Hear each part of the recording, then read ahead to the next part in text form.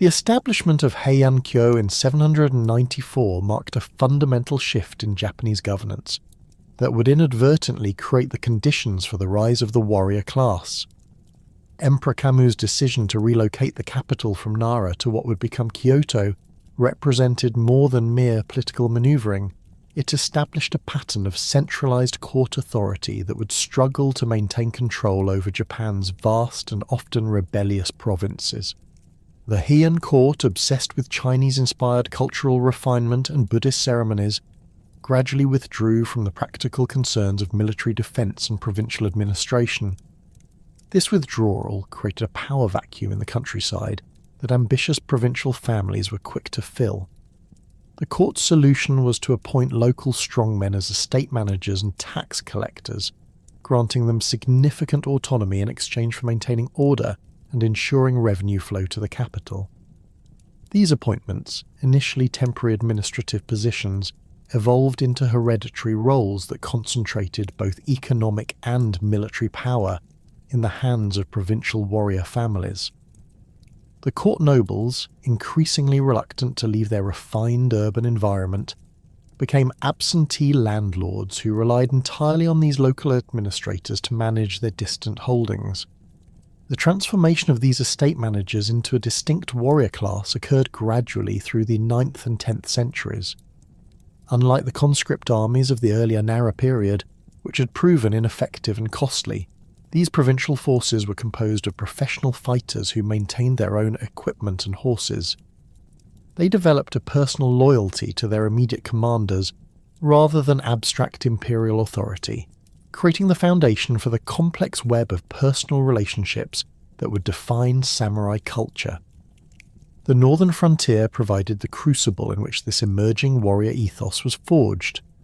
The campaigns against the Emishi peoples of northern Honshu, which stretched intermittently from the late 8th through the early 11th centuries, served as both training ground and proving ground for provincial warriors. The Emishi, skilled horsemen and archers who had successfully resisted imperial expansion for centuries, employed guerrilla tactics that rendered traditional Chinese military strategies obsolete. Fighting them required individual initiative, superior horsemanship, and deadly accuracy with the bow, skills that became hallmarks of samurai martial culture. These frontier conflicts were brutal affairs that bore little resemblance to the ceremonial warfare depicted in court literature. Warriors faced enemies who knew the terrain intimately and struck without warning from dense forests and mountain passes. Survival depended on personal skill rather than unit discipline, and success brought tangible rewards in the form of land grants and court appointments. The psychological impact of this frontier warfare cannot be overstated. It created a warrior mentality that valued practical effectiveness over theoretical knowledge and personal honour over bureaucratic rank. The most successful military commanders of this period began to attract followers from across the eastern provinces. These leaders offered protection, opportunity for advancement, and a share in the spoils of victory. In return, they demanded absolute loyalty and military service. This relationship, fundamentally different from the impersonal bureaucratic structures of the Heian court, created tightly knit military bands bound together by personal oaths and shared danger. The Minamoto and Taira clans emerged as the most powerful of these military families, both tracing their origins to imperial princes who had been granted surnames and sent to the provinces to establish their own fortunes. The Minamoto, also known as the Genji, descended from Emperor Seiwa and established their primary base in the Kanto region of eastern Japan. The Taira, or Haika, claimed descent from Emperor Kamu and initially concentrated their power in the western provinces before expanding eastward. These genealogical claims to imperial blood were crucial to the legitimacy of both clans. In a society where bloodline determined social status, the ability to trace one's ancestry to an emperor provided justification for wielding power that might otherwise be considered rebellious. However, these imperial connections were often distant and sometimes fabricated, serving more as political tools than accurate historical records.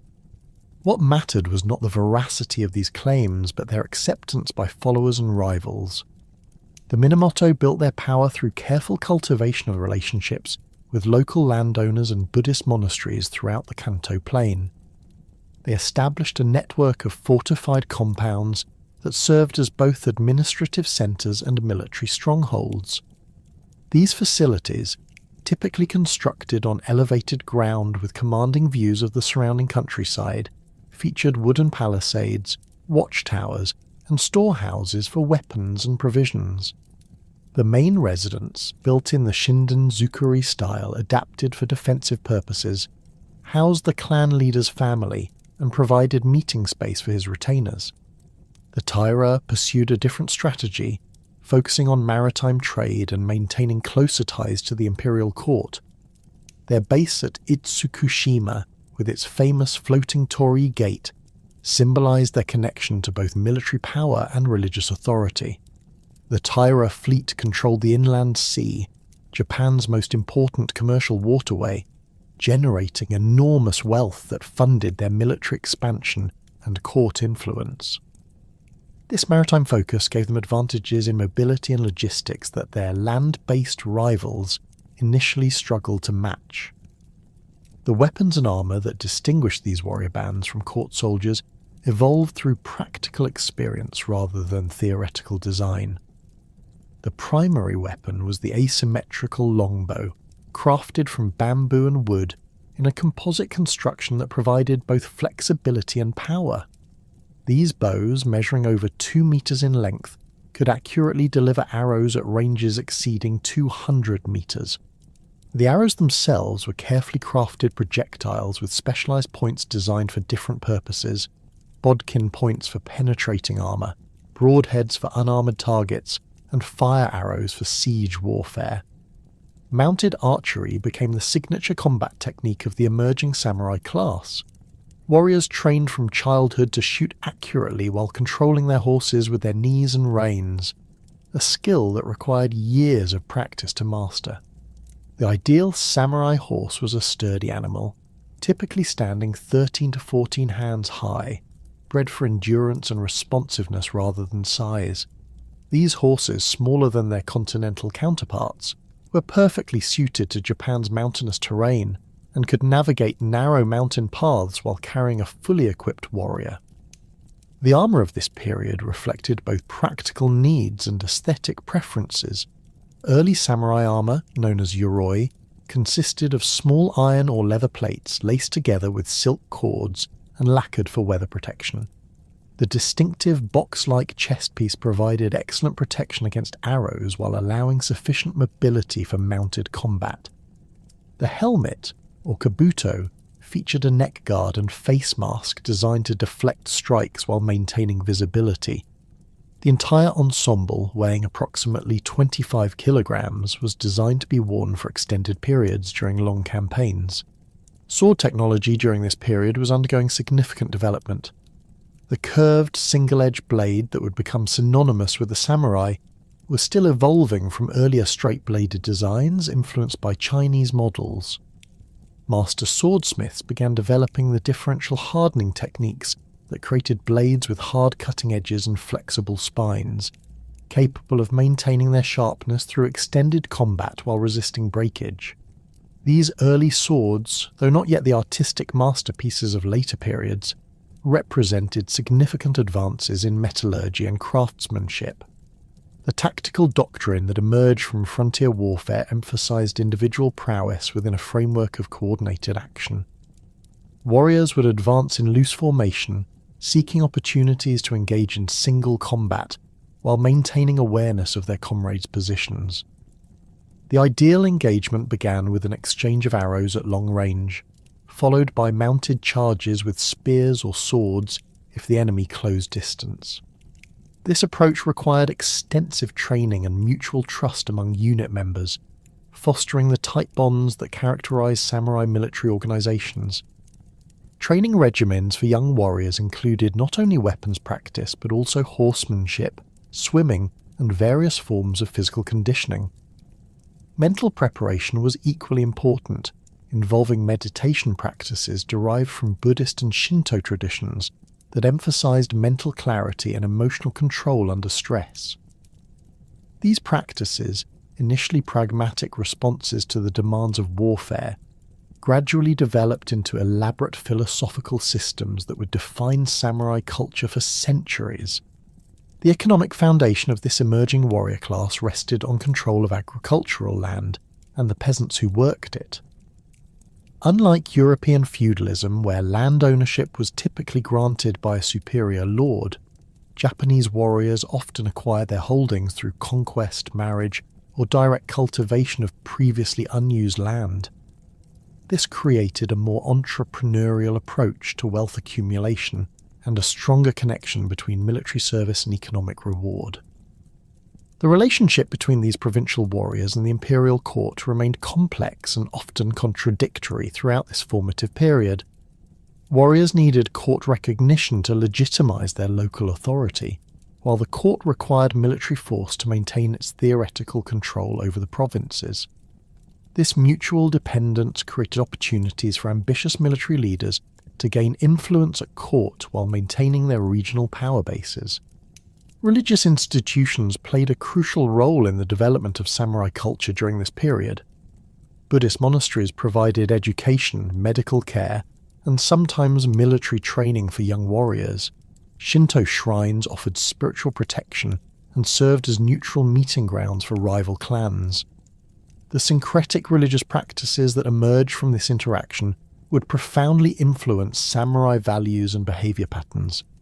The gradual militarization of Japanese society during the late Heian period created new social categories and relationships that challenged traditional court hierarchies. Provincial warriors began to see themselves as a distinct class with its own values and traditions, separate from both the refined court nobility and the agricultural peasantry. This emerging identity would crystallize during the conflicts of the late 12th century, setting the stage for the establishment of Japan's first military government. By the mid-12th century, the provincial warrior families that had emerged during the Heian period found themselves increasingly drawn into the political machinations of the imperial court. The court nobility, despite their cultural refinement and administrative expertise, had become militarily impotent and relied entirely on these armed provincial clans to resolve disputes that their elaborate bureaucratic procedures could not address. This dependence would prove catastrophic for the traditional order, as it gave ambitious military leaders direct access to the highest levels of government and intimate knowledge of court politics. The first major indication that warriors had become indispensable to court politics came during the Hogan Rebellion of 1156. Emperor Toba's death triggered a succession dispute between his son, the retired Emperor Sutoku, and his younger son, Emperor Go Shirakawa. Both sides recruited military support from the Minamoto and Taira clans, marking the first time that samurai armies fought within the capital itself. The conflict demonstrated the complete military helplessness of the court nobility, who watched from their palace compounds as armed horsemen decided their political fate through combat in the streets of Kyoto. The Taira leader Taira no Kiyomori aligned himself with Emperor Go Shirakawa, while a faction of the Minamoto supported the rival claimant. The decisive battle occurred at the Shirakawa Palace, where Minamoto no Tometomo's exceptional archery skills became legendary. Contemporary accounts describe arrows that could penetrate multiple layers of armour and supposedly sink small boats with single shots. However, superior tactics and coordination gave victory to Kiyomori's forces, who surrounded the palace and set it ablaze, forcing their enemies to fight in the open where numerical superiority proved decisive. The aftermath of the Hogan Rebellion established dangerous precedents that would reshape Japanese governance. For the first time, members of the imperial family were executed for political crimes, shattering the traditional taboo against harming those of imperial blood. More significantly, the victorious warriors received substantial rewards in the form of court appointments and land grants, demonstrating that military service could provide rapid advancement that would take generations to achieve through traditional bureaucratic channels. 3 years later, the Heiji Rebellion of 1159 further accelerated the militarization of court politics.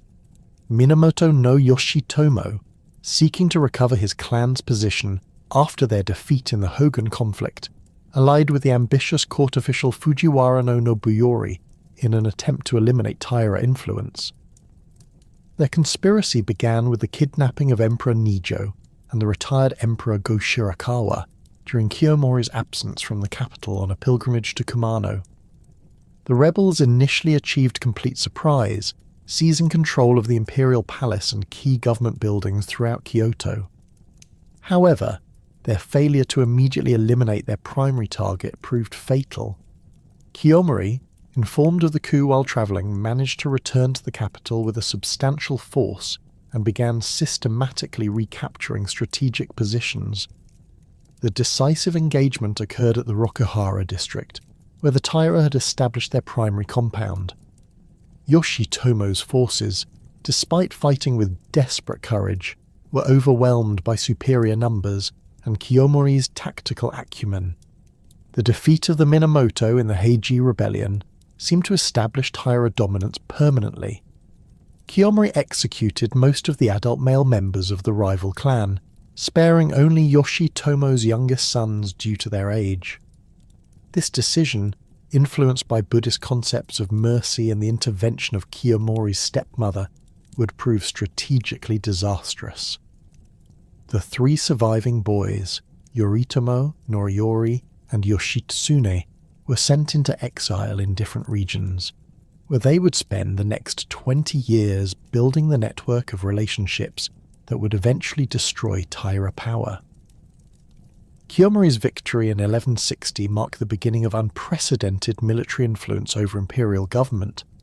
Unlike previous warrior leaders who had remained in their provincial strongholds after providing military service, Kiyomori established permanent residence in Kyoto and systematically infiltrated court hierarchy.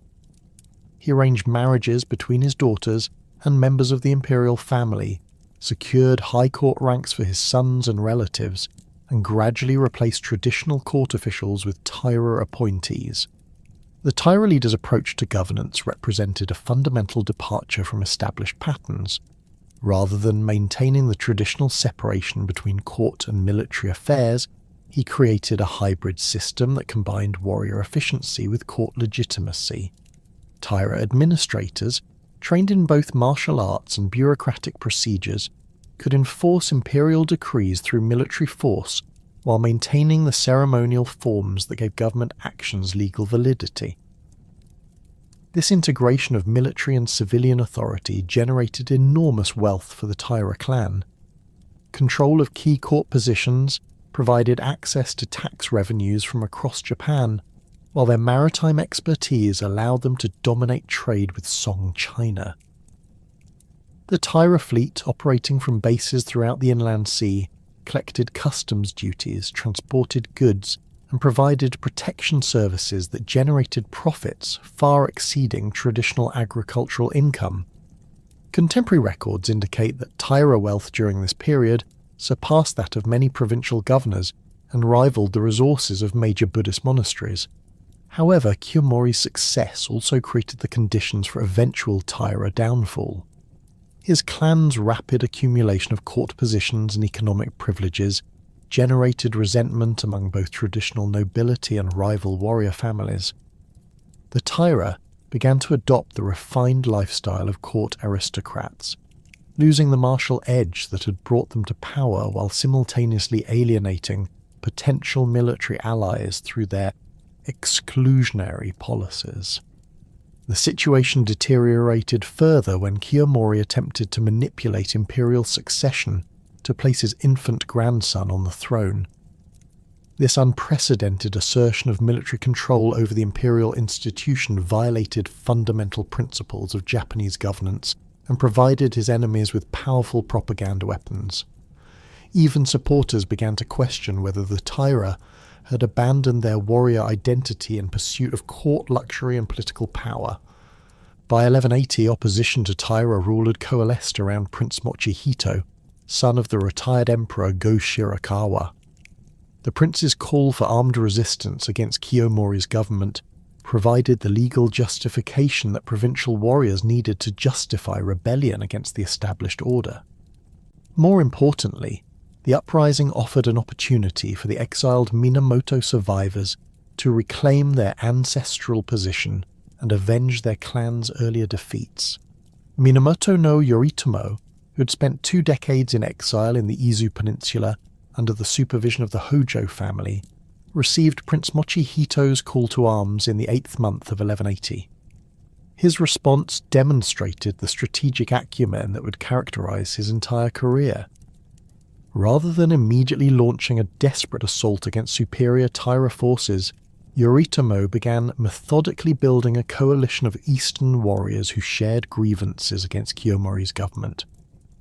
The Genpei War began with Yoritomo's uprising at Yamakita in Sagami Province. His initial force consisted of fewer than 300 mounted warriors, primarily drawn from his Hojo relatives and their immediate retainers. This modest beginning reflected the careful calculation that would distinguish Yoritomo's strategy throughout the conflict.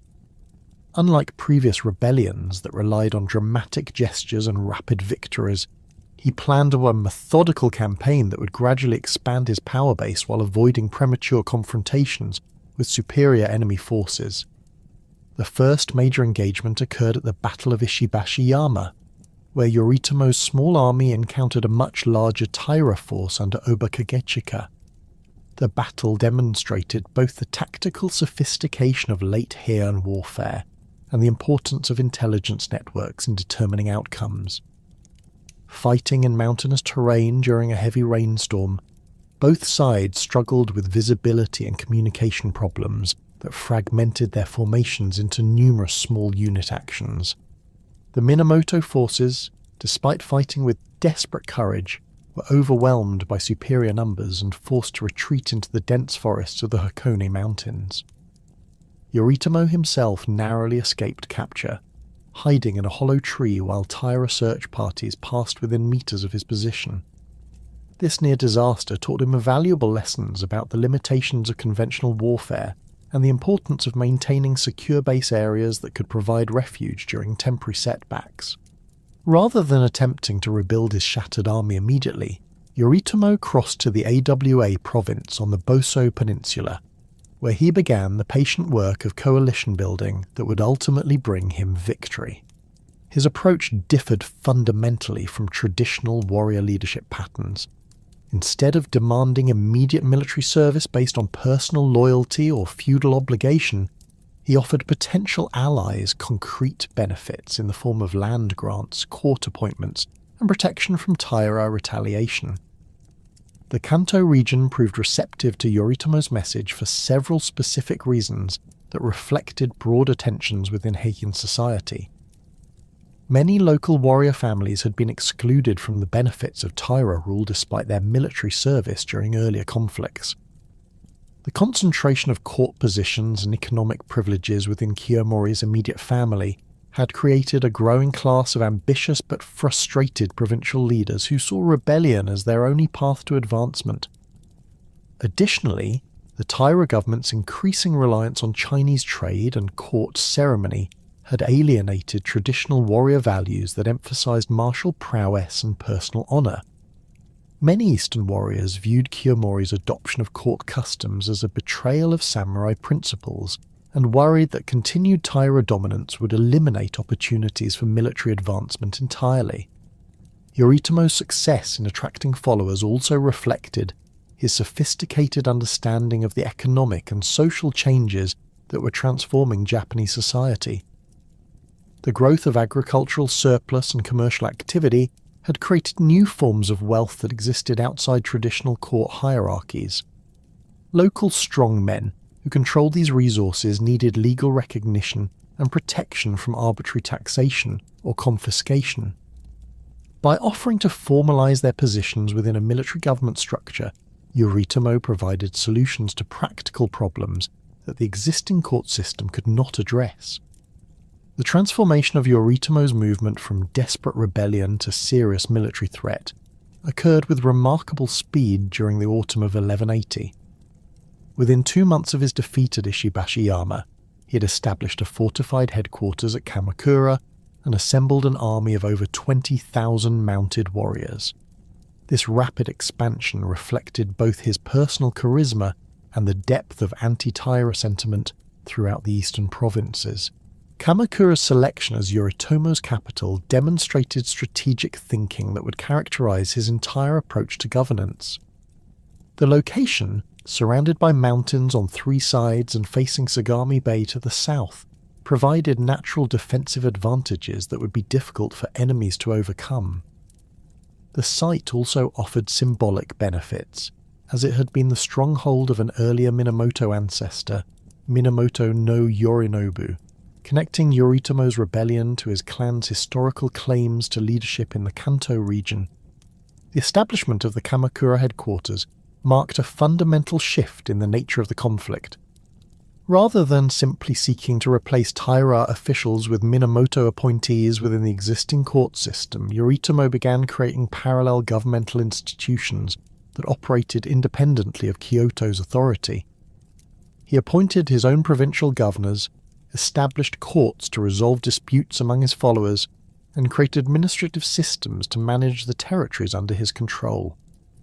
This governmental experimentation attracted attention from warrior families throughout Japan who had grown frustrated with the limitations of court-based advancement systems. The Minamoto offered merit-based promotion, direct access to leadership, and the opportunity to participate in creating new institutional structures. These incentives proved particularly attractive to younger sons of established families who faced limited prospects under traditional inheritance patterns. Meanwhile, Kiyomori's response to the growing rebellion revealed the strategic weaknesses that would ultimately doom Taira rule.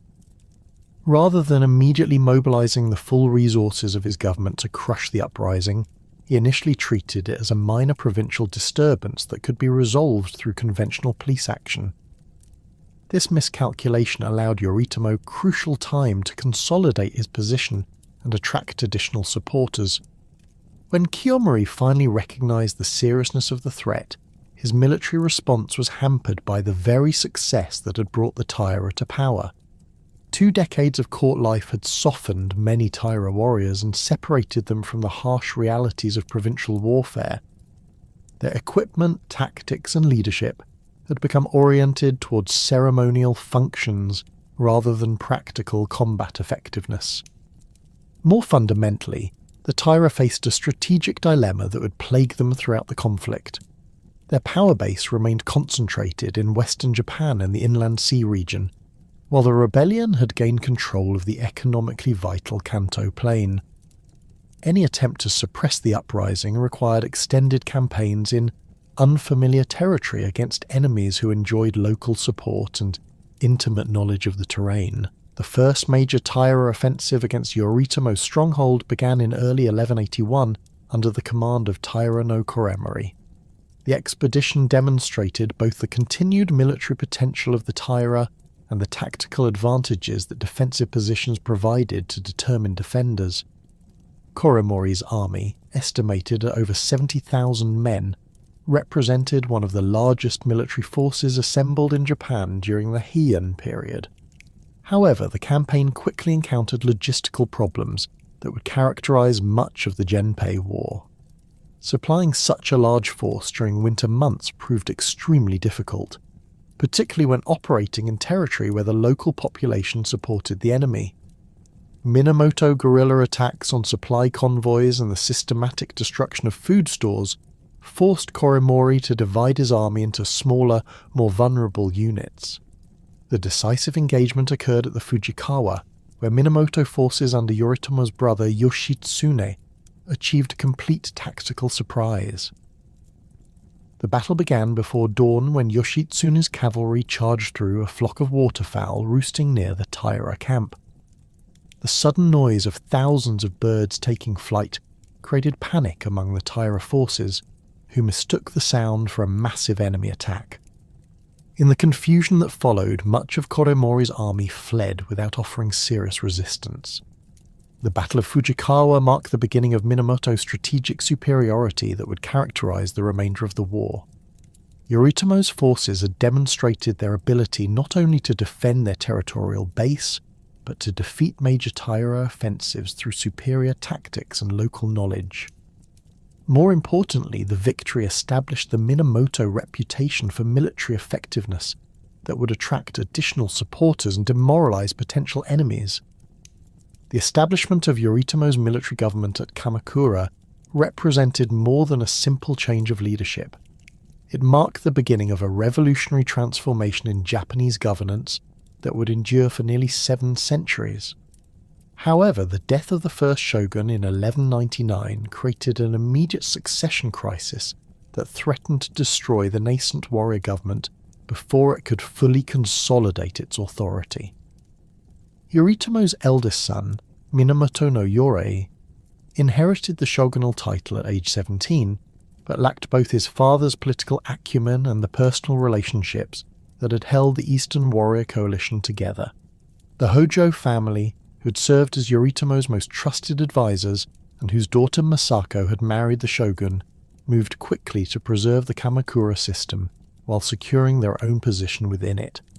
Hojo no Tokimasa, Masako's father, assumed the newly created position of shiken, or regent, effectively controlling governmental functions while maintaining the fiction of Minamoto rule. This arrangement reflected the complex legitimacy requirements of medieval Japanese politics, where actual power often operated through layers of delegation and ceremonial authority. The Hojo Regency faced immediate challenges from rival warrior families who had expected greater rewards for their service during the Genpei War. The Wada family, who controlled significant military forces in the Kanto region, openly questioned whether the Hojo possessed sufficient martial credentials to lead the warrior government. These tensions erupted into open conflict during the Kenin Rebellion of 1203, when Yori attempted to assert direct control over military appointments and land grants. The rebellion revealed the fundamental instability that plagued early Kamakura governance. Yori's supporters included many of the most accomplished military commanders from the Genpei War, men who had earned their position through battlefield prowess rather than administrative skill. However, their individual martial excellence could not compensate for the Hojo family's superior understanding of governmental mechanics and their careful cultivation of institutional loyalty among mid-level officials. The decisive confrontation occurred not through dramatic battlefield encounters, but through a series of political maneuvers that isolated Yori from his power base. Tokimasa systematically transferred key military commands to Hojo allies, while simultaneously spreading rumours about the young shogun's mental stability and fitness for leadership. When Yori finally attempted to mobilize forces against the regency, he discovered that most of his nominal supporters had already switched sides or adopted positions of cautious neutrality. Yori's assassination in 1204 eliminated the last serious challenge to Hojo dominance within the Kamakura government. His younger brother, Sanetomo, proved more amenable to regent control and focused his energies on poetry and court ceremony rather than military affairs. This arrangement suited Hojo interests perfectly, as it allowed them to exercise real authority while maintaining the symbolic legitimacy that Minamoto bloodline provided to their warrior government. The consolidation of Hojo power coincided with the development of sophisticated administrative systems that would define Kamakura governance for over a century. Unlike the Heian court's reliance on Chinese bureaucratic models, the warrior government created pragmatic institutions designed to address specific problems facing the military class. The most significant of these innovations was the Mandakoro, or administrative board, which handled financial matters, land disputes, and personnel appointments with remarkable efficiency. The creation of the Joi Shikimoku in 1232 represented the culmination of this institutional development. This legal code, consisting of 51 articles, established standardized procedures for resolving disputes among warriors while preserving local customs and practices that varied across different regions. Unlike earlier Japanese legal codes that attempted to impose uniform Chinese-derived regulations throughout the country, the Joi Shikimoku recognized the diversity of local conditions and provided flexible frameworks for addressing them. The code's approach to land tenure reflected the practical realities of warrior society rather than theoretical legal principles. It recognized that military service created legitimate claims to landed rewards, but also acknowledged that excessive fragmentation of holdings could undermine the economic foundation of the warrior class. The provisions regarding inheritance attempted to balance individual rights with collective security needs, allowing for division of property while maintaining minimum holdings necessary to support mounted warriors. Criminal law under the Joi Shikimoku emphasized restitution and practical deterrence rather than abstract concepts of justice. Punishments were designed to compensate victims and prevent future offences while preserving the military potential of the warrior class. Capital punishment was reserved for the most serious crimes, reflecting both Buddhist influences and the practical consideration that executing trained warriors reduced the government's military capabilities. The administrative efficiency of the Hojo system became particularly evident in its handling of the complex land tenure arrangements that had developed during the late Heian period. The proliferation of private estates, tax exemptions, and overlapping jurisdictions had created a legal nightmare that the imperial court had been unable to resolve. Kamakura officials, working with detailed surveys and standardized procedures, systematically clarified property rights and eliminated many of the contradictions that had paralyzed earlier attempts at land reform. This administrative competence attracted support from warrior families throughout Japan, who had grown frustrated with the arbitrary and inefficient procedures of the imperial court. The Kamakura government offered predictable legal processes, merit-based advancement opportunities, and protection from the capricious demands of court nobles. These practical benefits proved more attractive to most warriors than the ceremonial honours and cultural prestige that the Kyoto court could provide. However, the success of Hojo governance also created new problems that would eventually threaten the stability of the entire system. The concentration of administrative power within a single family generated resentment among other warrior clans who felt excluded from meaningful participation in government. The Hojo response to these concerns involved creating additional layers of bureaucracy and expanding the number of official positions, but these measures failed to address the fundamental issue of power distribution. The economic prosperity that characterized much of the early Kamakura period masked underlying structural problems that would become acute during times of crisis. The warrior government's financial system depended heavily on agricultural taxation and fees collected from land transactions. This revenue base proved adequate during periods of peace and normal harvests, but lacked the flexibility needed to address extraordinary expenses such as large-scale military campaigns. The first serious test of this financial system came with the Mongol invasions of the late 13th century. The Yuan dynasty, established by Kublai Khan after the Mongol conquest of Song China, had unified the Chinese mainland and Korean peninsula under a single imperial authority for the first time in centuries. This consolidation created unprecedented military and economic resources that enabled the Mongols to contemplate overseas expansion on a scale that no previous Chinese dynasty had attempted. Kublai Khan's initial diplomatic overtures to Japan in 1268 reflected standard Mongol practices for incorporating new territories into their empire. The Khan's letter, delivered through Korean intermediaries, demanded Japanese acknowledgement of Mongol suzerainty and the payment of tribute in exchange for protection and trading privileges. The language of the communication, while following diplomatic conventions, contained implicit threats that made clear the consequences of rejection. The Hojo regent Tokimune's decision to ignore these diplomatic initiatives represented a fundamental miscalculation of Mongol capabilities and intentions. Japanese leaders, isolated by geography and lacking recent experience with continental warfare, failed to comprehend the scale of military resources that the Yuan dynasty could deploy against them. Their confidence was based largely on successful resistance to earlier Chinese and Korean invasions during the 7th century, conflicts that bore little resemblance to the coordinated assault that Kublai Khan was planning. The first Mongol invasion fleet departed from Korean ports in November 1274, with approximately 900 vessels carrying 23,000 Mongol and Korean troops, along with their horses, siege equipment, and supplies for an extended campaign. This armada represented the largest amphibious assault attempted in East Asian waters up to that time, requiring months of preparation and the mobilization of resources from across the Mongol Empire. The invasion force initially targeted Tsushima and Iki Islands, which served as stepping stones between Korea and Kyushu.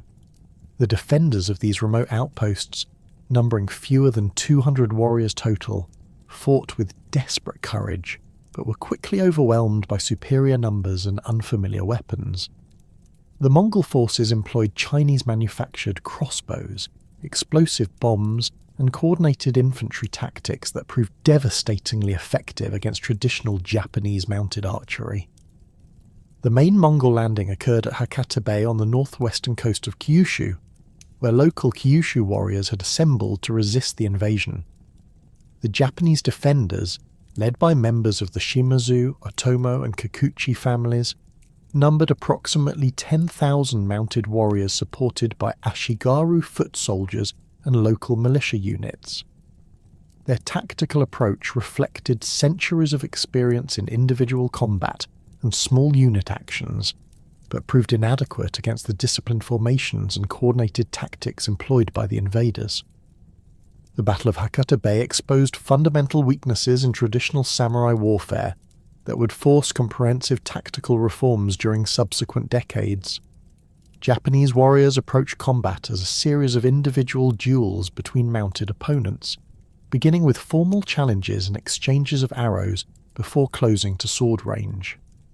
This approach, suitable for conflicts between warrior bands with similar training and equipment, proved suicidal against enemies who fought as coordinated units and ignored traditional combat etiquette. Mongol military doctrine emphasized overwhelming firepower delivered through massed archery, followed by coordinated charges designed to break enemy formations rather than engage in individual combat. Their composite bows, manufactured according to standardized specifications, possessed greater range and penetrating power than Japanese weapons. More importantly, Mongol archers were trained to shoot in volleys that created killing zones rather than seeking individual targets, maximizing the psychological impact of their attacks. The explosive bombs employed by the Mongol forces represented a technological innovation that Japanese defenders had never encountered. These ceramic containers, filled with gunpowder and metal fragments, were designed to create panic among enemy horses and disrupt cavalry formations. Contemporary Japanese accounts describe the terrifying noise and destructive effects of these weapons, which seemed to violate natural laws and suggested supernatural intervention on behalf of the invaders.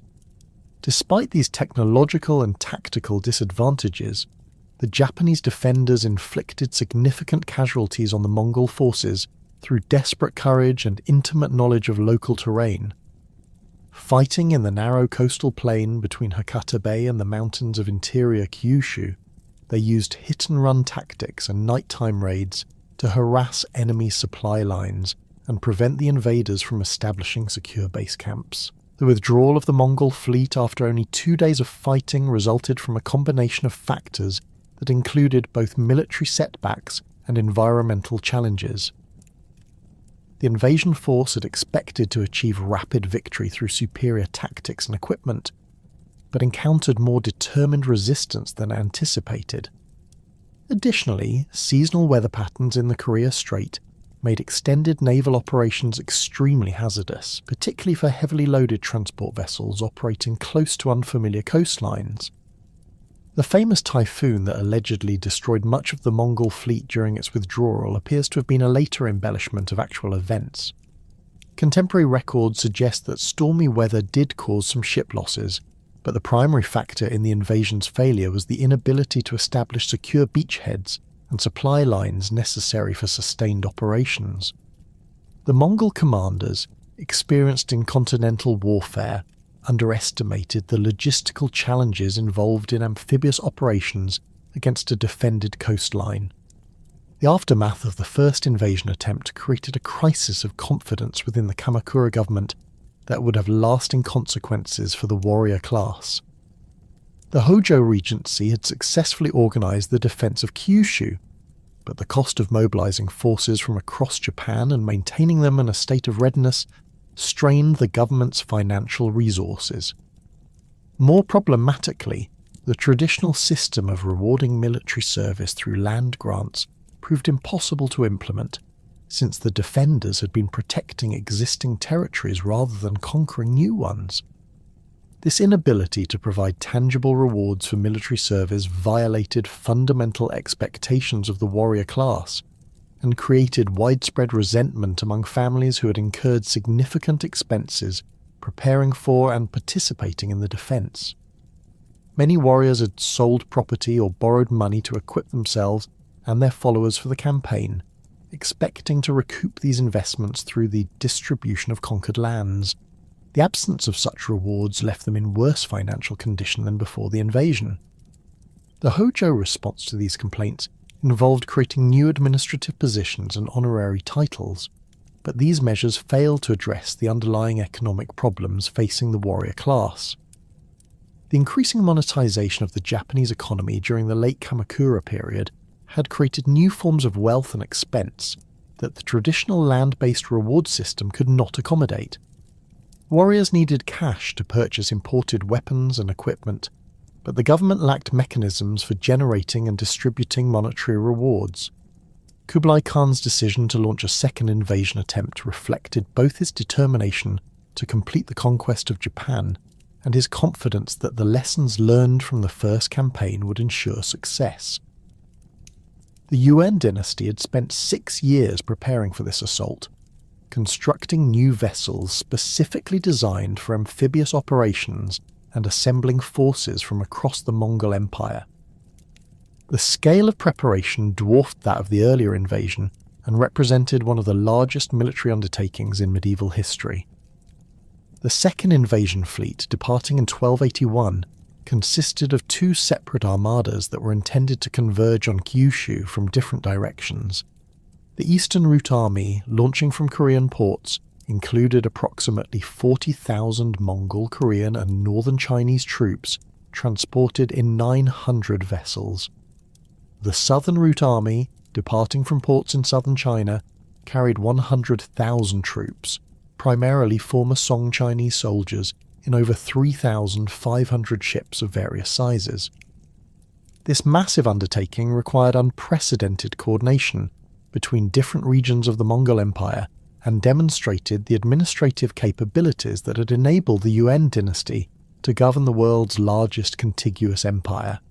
The logistics of assembling, equipping and transporting such enormous forces across hundreds of miles of ocean represented achievements in military organisation that would not be surpassed until the modern era.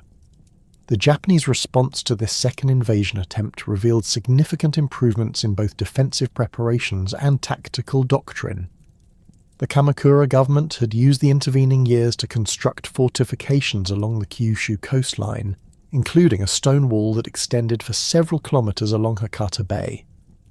This barrier, built through the mobilization of labour from across western Japan, represented a fundamental shift from the mobile defence tactics that had characterised the first invasion.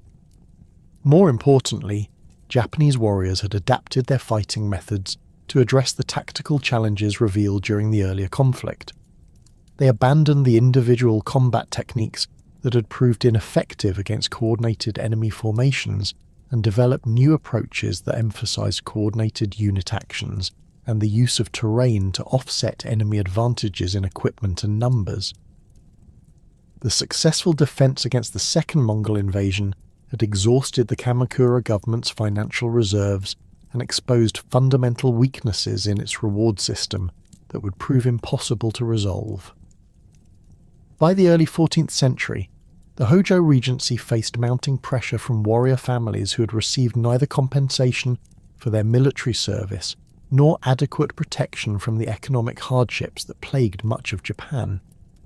The increasing monetization of the economy had created new forms of debt and financial obligation that the traditional land-based governance system could not address effectively. Emperor Go-Daigo's accession to the throne in 1318 coincided with this growing crisis of warrior confidence in the Kamakura system. Unlike his predecessors, who had accepted their ceremonial role within the dual structure of imperial and military authority, Go-Daigo possessed genuine political ambitions and a sophisticated understanding of the weaknesses that plagued the Hojo government. His court attracted disaffected warriors, ambitious court nobles, and Buddhist monks who shared grievances against the established order. The emperor's initial attempts at direct rule, known as the Kenmu Restoration, began with careful preparation and coalition building that demonstrated considerable political acumen. Go-Daigo recognized that successful rebellion required more than imperial legitimacy. It needed military force capable of defeating the professional warriors who served the Kamakura government. His recruitment efforts focused on warrior families who'd been excluded from Hojo patronage networks, and younger sons of established clans who faced limited advancement prospects under the existing system. The Genko War erupted in 1331 when Go-Daigo's conspiracy was discovered by Kamakura intelligence networks. The emperor's flight to Mount Kasagi, where he established a fortified position defended by warrior monks from nearby Enryaku-ji Temple, marked the beginning of a conflict that would fundamentally transform Japanese political structures. The mountain stronghold, protected by steep approaches and dense forests, provided an ideal base for the guerrilla warfare tactics that would characterize much of the subsequent fighting. The Hojo response to this imperial rebellion revealed the extent to which their military capabilities had deteriorated during the peaceful decades following the Mongol invasions. The warrior families who had once provided reliable military service had become increasingly independent and were reluctant to commit substantial resources to campaigns that offered little prospect of material reward. Many regional strongmen adopted positions of cautious neutrality, waiting to see which side would emerge victorious before committing their forces. The siege of Mount Kasagi demonstrated both the strengths and limitations of traditional Japanese siege warfare. The attacking forces, led by Hojo loyalists, possessed overwhelming numerical superiority but lacked the specialized equipment and techniques necessary for reducing fortified positions. Their attempts to storm the mountain defences resulted in heavy casualties and minimal territorial gains, while the defenders used their elevated positions and knowledge of local terrain to inflict disproportionate losses on the attackers. The capture of Emperor Go-Daigo in 1332, achieved through treachery rather than military assault, appeared to end the rebellion and restore Hojo authority.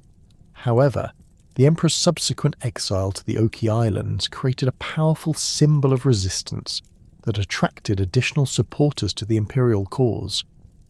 More significantly, his absence from the capital allowed ambitious military commanders to claim they were acting in his name while pursuing their own territorial and political objectives. Kusunoki Masashige emerged during this period as the most innovative and effective of the imperial military commanders. Operating from fortified positions in the mountainous regions south of Kyoto, he developed tactical approaches that maximized the advantages of defensive terrain while minimizing the impact of enemy numerical superiority. His fortress at Chihaya, constructed on a steep hillside with carefully prepared killing zones and concealed positions, became a model for defensive architecture that would influence Japanese military engineering for centuries. The siege of Chihaya in 1333 exposed the tactical obsolescence of traditional Kamakura military doctrine. The attacking forces, employing conventional approaches that emphasized mounted charges and individual combat, found themselves unable to make meaningful progress against defenders who used coordinated archery, concealed positions, and carefully timed counterattacks. Masashige's forces employed deception, night raids, and psychological warfare to demoralize their enemies and create an impression of supernatural intervention on behalf of the imperial cause. The defection of Ashikaga Takauji represented the decisive turning point in the Genko War and the beginning of the end for Kamakura authority. Takauji, a member of a cadet branch of the Minamoto clan, had initially served the Hojo government loyally and commanded significant military forces in the eastern provinces. His decision to join the imperial cause reflected both personal ambition and a calculated assessment that the Kamakura system could no longer provide effective governance or adequate rewards for military service. Takauji's switch of allegiance triggered a cascade of defections that rapidly undermined Hojo military capabilities throughout Japan. Regional strongmen who had been waiting for a clear indication of which side would prevail began declaring for the imperial cause, bringing with them substantial military forces and control over strategic territories. The speed of this collapse demonstrated that Hojo authority had been maintained more through habit and tradition than through genuine loyalty or effective governance. The fall of Kamakura in 1333 marked the end of the first warrior government and the beginning of a complex period of political experimentation that would last for over 2 centuries. The destruction of the Hojo stronghold involved systematic burning of government buildings, temples, and residential compounds that had housed the warrior elite for nearly 150 years. Contemporary accounts describe the smoke from these fires as visible from distances of over 30 kilometers, symbolizing the complete elimination of the old order. Emperor Go-Daigo's return to Kyoto and the establishment of direct imperial rule initially appeared to fulfill the goals of the anti-Kamakura coalition. However, the emperor's vision of centralized government based on Chinese models proved incompatible with the decentralized realities of 14th century Japan. His attempts to restore court-based administration and reduce the influence of warrior families alienated many of the military leaders who had made his victory possible. The Kenmu Restoration's failure to address the fundamental problems that had undermined the Kamakura system became apparent within months of its establishment. The emperor's government lacked both the financial resources and administrative machinery necessary to govern Japan's diverse regions effectively. More critically, Go-Daigo's emphasis on court ceremony and Chinese-inspired bureaucracy ignored the practical needs of the warrior class that had become the dominant force in Japanese society. Ashikaga Takauji's rebellion against the imperial government in 1335 reflected both personal ambition and genuine disagreement about the proper structure of Japanese governance. Takauji argued that effective rule required the participation of warrior families and the recognition of their legitimate interests in land ownership and military command. His political program, while self-serving, addressed real concerns about the sustainability of purely court-based government in a society that had been fundamentally transformed by over a century of warrior rule. The conflict between Takauji and the imperial forces led by Nitta Yoshisada created the conditions for the complex period known as Nanboku-cho, or the era of northern and southern courts. This division occurred when Go-Daigo fled Kyoto with the imperial regalia and established an alternative court in the mountainous Yoshino region south of the capital. Takauji, meanwhile, installed a rival emperor from a different branch of the imperial family and established his military headquarters in Kyoto. The existence of 2 competing imperial courts created unprecedented legitimacy problems that divided warrior families throughout Japan. Unlike previous conflicts where rival claimants represented different branches of the same political system, the northern and southern courts embodied fundamentally different approaches to governance and the relationship between imperial authority and warrior power. This ideological dimension gave the conflict an intensity and duration that purely dynastic disputes rarely achieved. The geographical distribution of support for each court reflected underlying regional differences that had been developing throughout the Kamakura period. The southern court attracted support primarily from the mountainous regions of central Japan, where warrior families had maintained greater independence from Kamakura authority and possessed strong traditions of resistance to centralized control. The northern court, backed by Ashikaga military power, dominated the plains regions and major population centers where effective governance required administrative efficiency and economic coordination. The military campaigns of the Nanboku-cho period were characterized by their extended duration and inconclusive results. Unlike the decisive battles of earlier conflicts, engagements during this era typically involved prolonged sieges, guerrilla warfare, and shifting alliances that prevented either side from achieving permanent victory. The mountainous terrain of central Japan favoured defensive tactics and made it extremely difficult for either court to eliminate its rival completely. Ashikaga Takauji's establishment of his shogunate in 1338 represented an attempt to create a new synthesis between imperial legitimacy and warrior governance. Unlike the Kamakura system, which had maintained the fiction of serving the emperor while exercising independent authority, the Ashikaga shogunate sought explicit imperial recognition for its governmental functions. This approach reflected both Takauji's political sophistication and his understanding that sustainable authority required some form of ceremonial legitimacy. The Ashikaga governmental system, centered in Kyoto rather than a separate military capital, represented a fundamental departure from Kamakura precedents. By establishing their headquarters in the imperial capital, the Ashikaga shoguns positioned themselves as partners rather than rivals of the court nobility.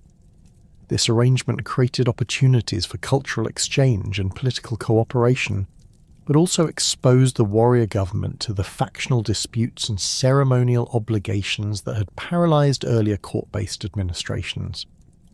The development of the Shugo daimyo system under Ashikaga rule reflected both practical necessity and conscious policy choices that would have profound consequences for Japanese political development.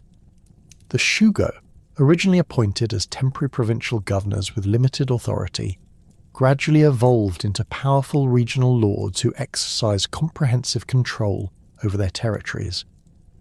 This transformation occurred partly through deliberate Ashikaga policy, which granted expanded powers to loyal supporters, and partly through the practical requirements of governing during a period of continuous warfare.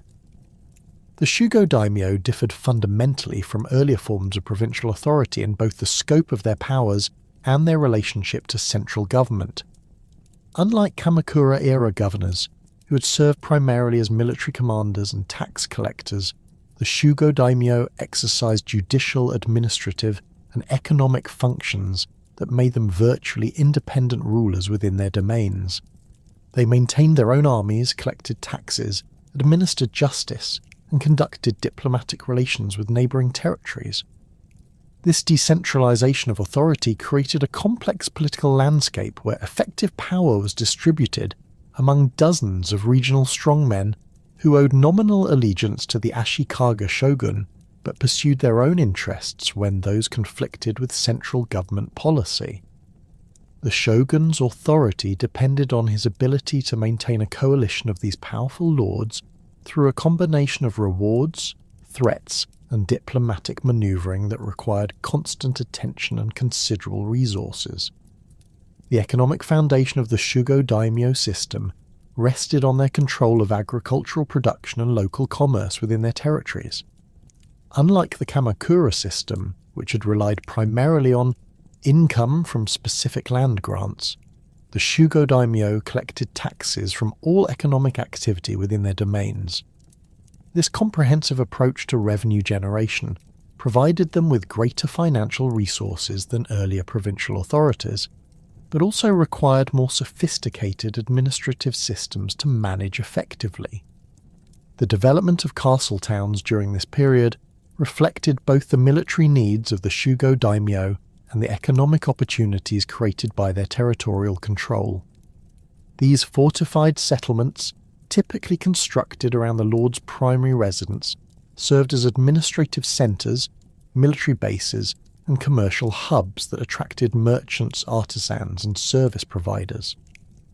The concentration of economic activity in these planned communities created new forms of wealth and social organization that would profoundly influence Japanese urban development. The Onin War, which erupted in 1467, represented the culmination of tensions that had been building within the Ashikaga system for over a century. The conflict originated as a succession dispute within the shogunal family, but quickly expanded to encompass broader questions about the distribution of power among the Shugo daimyo and the proper relationship between central and regional authority. The involvement of virtually every major warrior family in Japan transformed what might have been a limited dynastic conflict into a comprehensive civil war. The immediate cause of the Onin War lay in the disputed succession of Ashikaga Yoshimasa, who had failed to produce a male heir and had designated his brother Yoshimi as his successor. However, the subsequent birth of a son, Yoshihisa, created competing claims that different factions of Shugo daimyo supported for their own strategic reasons. The Hosokawa family, led by Hosokawa Katsumoto, supported Yoshimi's claim, while their rivals, the Yamana clan under Yamana Sozen, backed the infant Yoshihisa. The military campaigns of the Onin War were characterized by their destructive impact on Kyoto and the surrounding regions. Unlike earlier conflicts that had involved mobile campaigns across broad geographical areas, much of the fighting during this war occurred within the capital itself, where competing armies constructed fortifications and engaged in house-to-house combat that devastated the urban infrastructure. Contemporary accounts describe entire districts reduced to ash and rubble, with major temples and aristocratic residences suffering complete destruction. The tactical innovations that emerged during the Onin War reflected both the urban environment in which much of the fighting occurred and the changing social composition of Japanese armies. The Shugo daimyo increasingly relied on Ashigaru foot soldiers rather than traditional mounted warriors, reflecting both economic considerations and the tactical requirements of siege warfare. These professional infantry units, equipped with spears, crossbows, and early firearms, proved more effective than cavalry in the confined spaces and fortified positions that characterized urban combat. The introduction of firearms to Japan in 1543 by Portuguese traders represented a technological revolution that would fundamentally transform Japanese warfare during the final decades of the Ashikaga period. The first arquebus demonstrations conducted on the island of Tanegashima revealed both the potential and limitations of these new weapons. While early firearms possessed greater penetrating power than traditional bows and required less training to use effectively, they were also slow to reload, unreliable in wet weather, and produced smoke that revealed the shooter's position. Japanese craftsmen, renowned for their metallurgical skills, quickly mastered the techniques necessary to manufacture firearms domestically. Within a decade of their introduction, Japanese-made arquebuses were being produced in quantities that exceeded European manufacturing capabilities.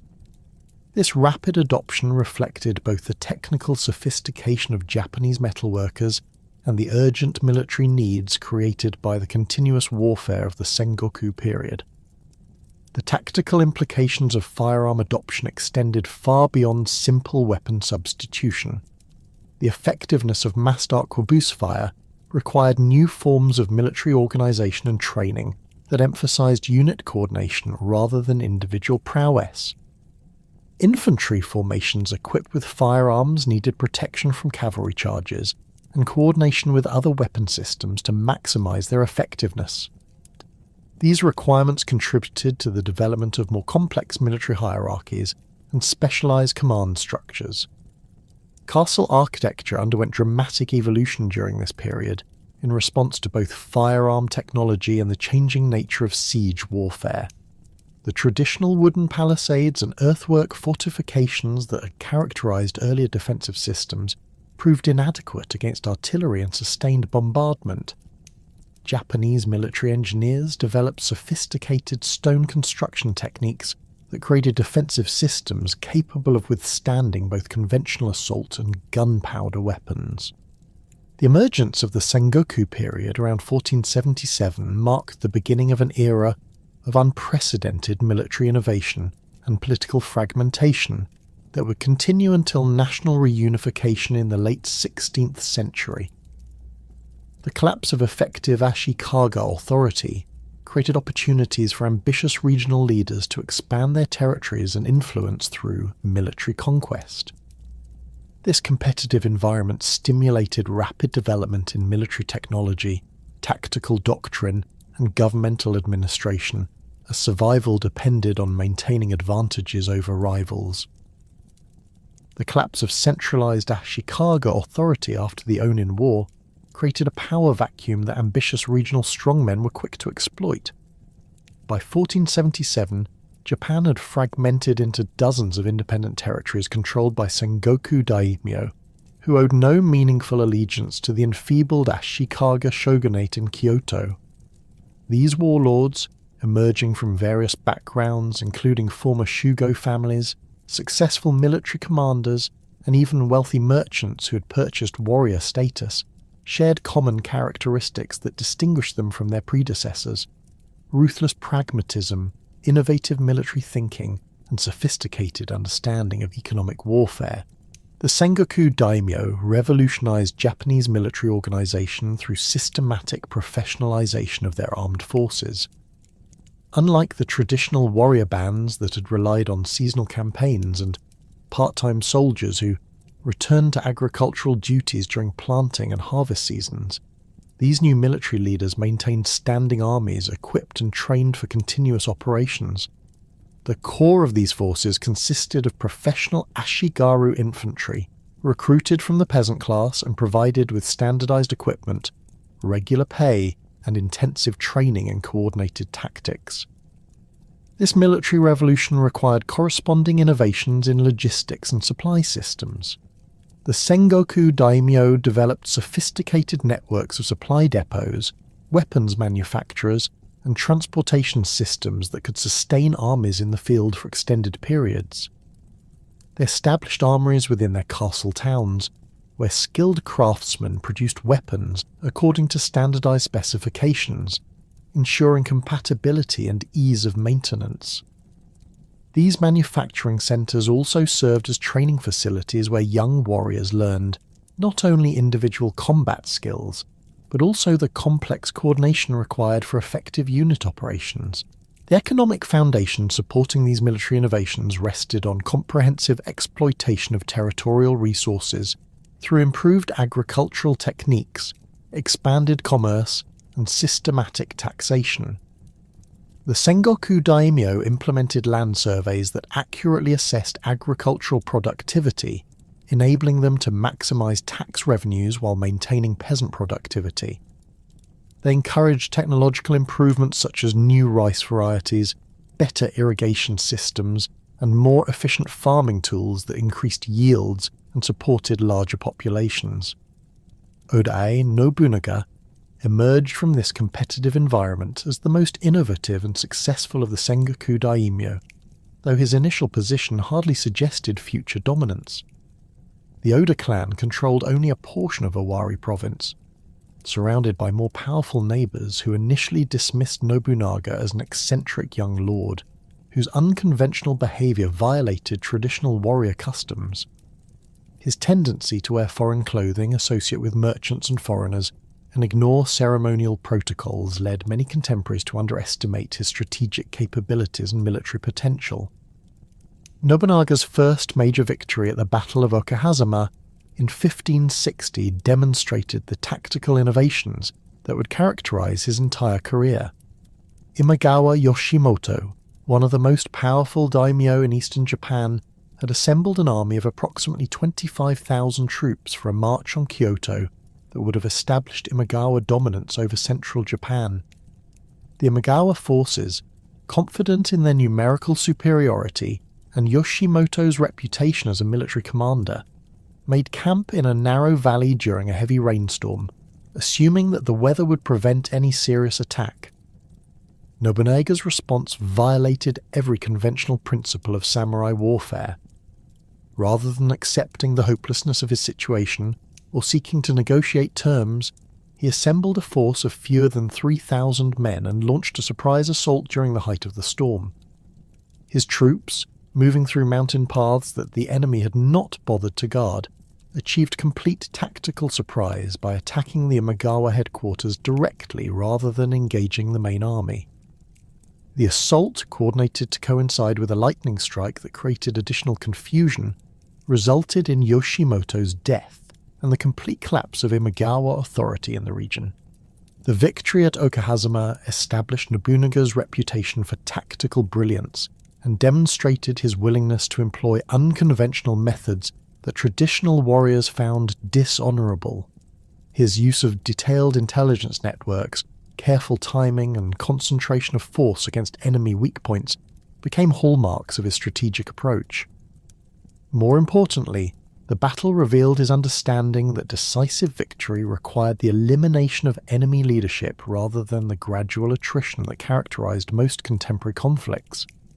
Nobunaga's subsequent campaigns against the Buddhist warrior monasteries represented perhaps his most controversial but strategically necessary actions.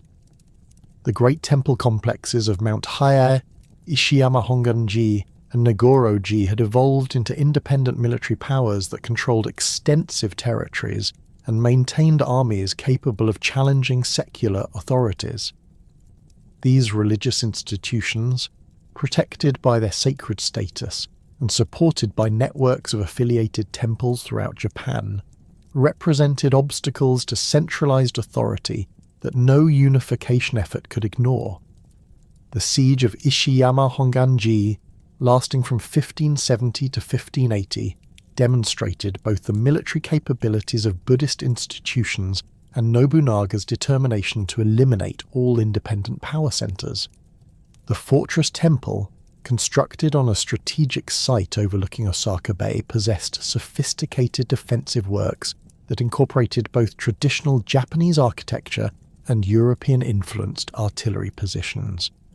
The defending monks, supported by thousands of armed peasant believers known as Iko-iki, employed firearms, cannons, and coordinated infantry tactics that rivaled those of professional armies. Nobunaga's approach to this siege revealed his systematic method of warfare that combined military pressure with economic strangulation and psychological intimidation. His forces constructed a network of fortified positions that surrounded the temple complex, cutting off supply lines and preventing reinforcement. Simultaneously, he negotiated agreements with Portuguese traders that provided his armies with superior firearms and gunpowder while denying these resources to his enemies. The siege also featured extensive use of naval forces to control access routes through Osaka Bay, demonstrating Nobunaga's understanding of combined arms warfare. The destruction of the Enryaku-ji temple complex on Mount Hiei in 1571 shocked contemporaries through its thoroughness and apparent sacrilege. Nobunaga's forces, numbering approximately 30,000 troops, systematically burned every building within the temple grounds and killed virtually every inhabitant, including monks, servants, women, and children. This action, unprecedented in Japanese history for its scale and brutality, served multiple strategic purposes. It eliminated a military threat, demonstrated the consequences of resistance, and established Nobunaga's reputation for ruthlessness that would deter future opposition. The tactical innovations that Nobunaga introduced to Japanese warfare extended beyond mere adoption of firearms to encompass fundamental changes in military organization and battlefield doctrine. His armies employed coordinated formations of arquebusiers protected by spearmen and supported by cavalry units, trained for specific tactical roles rather than individual combat. These formations required extensive training and discipline that transformed warfare from a series of personal duels into coordinated unit actions directed by professional officers. The Battle of Nagakute in 1584, fought after Nobunaga's death, demonstrated how completely his innovations had transformed Japanese military practice. The engagement, involving forces loyal to Toyotomi Hideyoshi and those supporting Tokugawa Ieyasu, featured complex tactical maneuvers that would have been impossible with traditional warrior bands. Both armies employed coordinated infantry formations, artillery support, and cavalry charges timed to exploit enemy weaknesses created by firearm volleys. The battle's outcome depended on superior coordination and tactical flexibility rather than individual martial prowess. Nobunaga's use of professional armies rather than traditional warrior levies represented a fundamental transformation in the social basis of Japanese military power.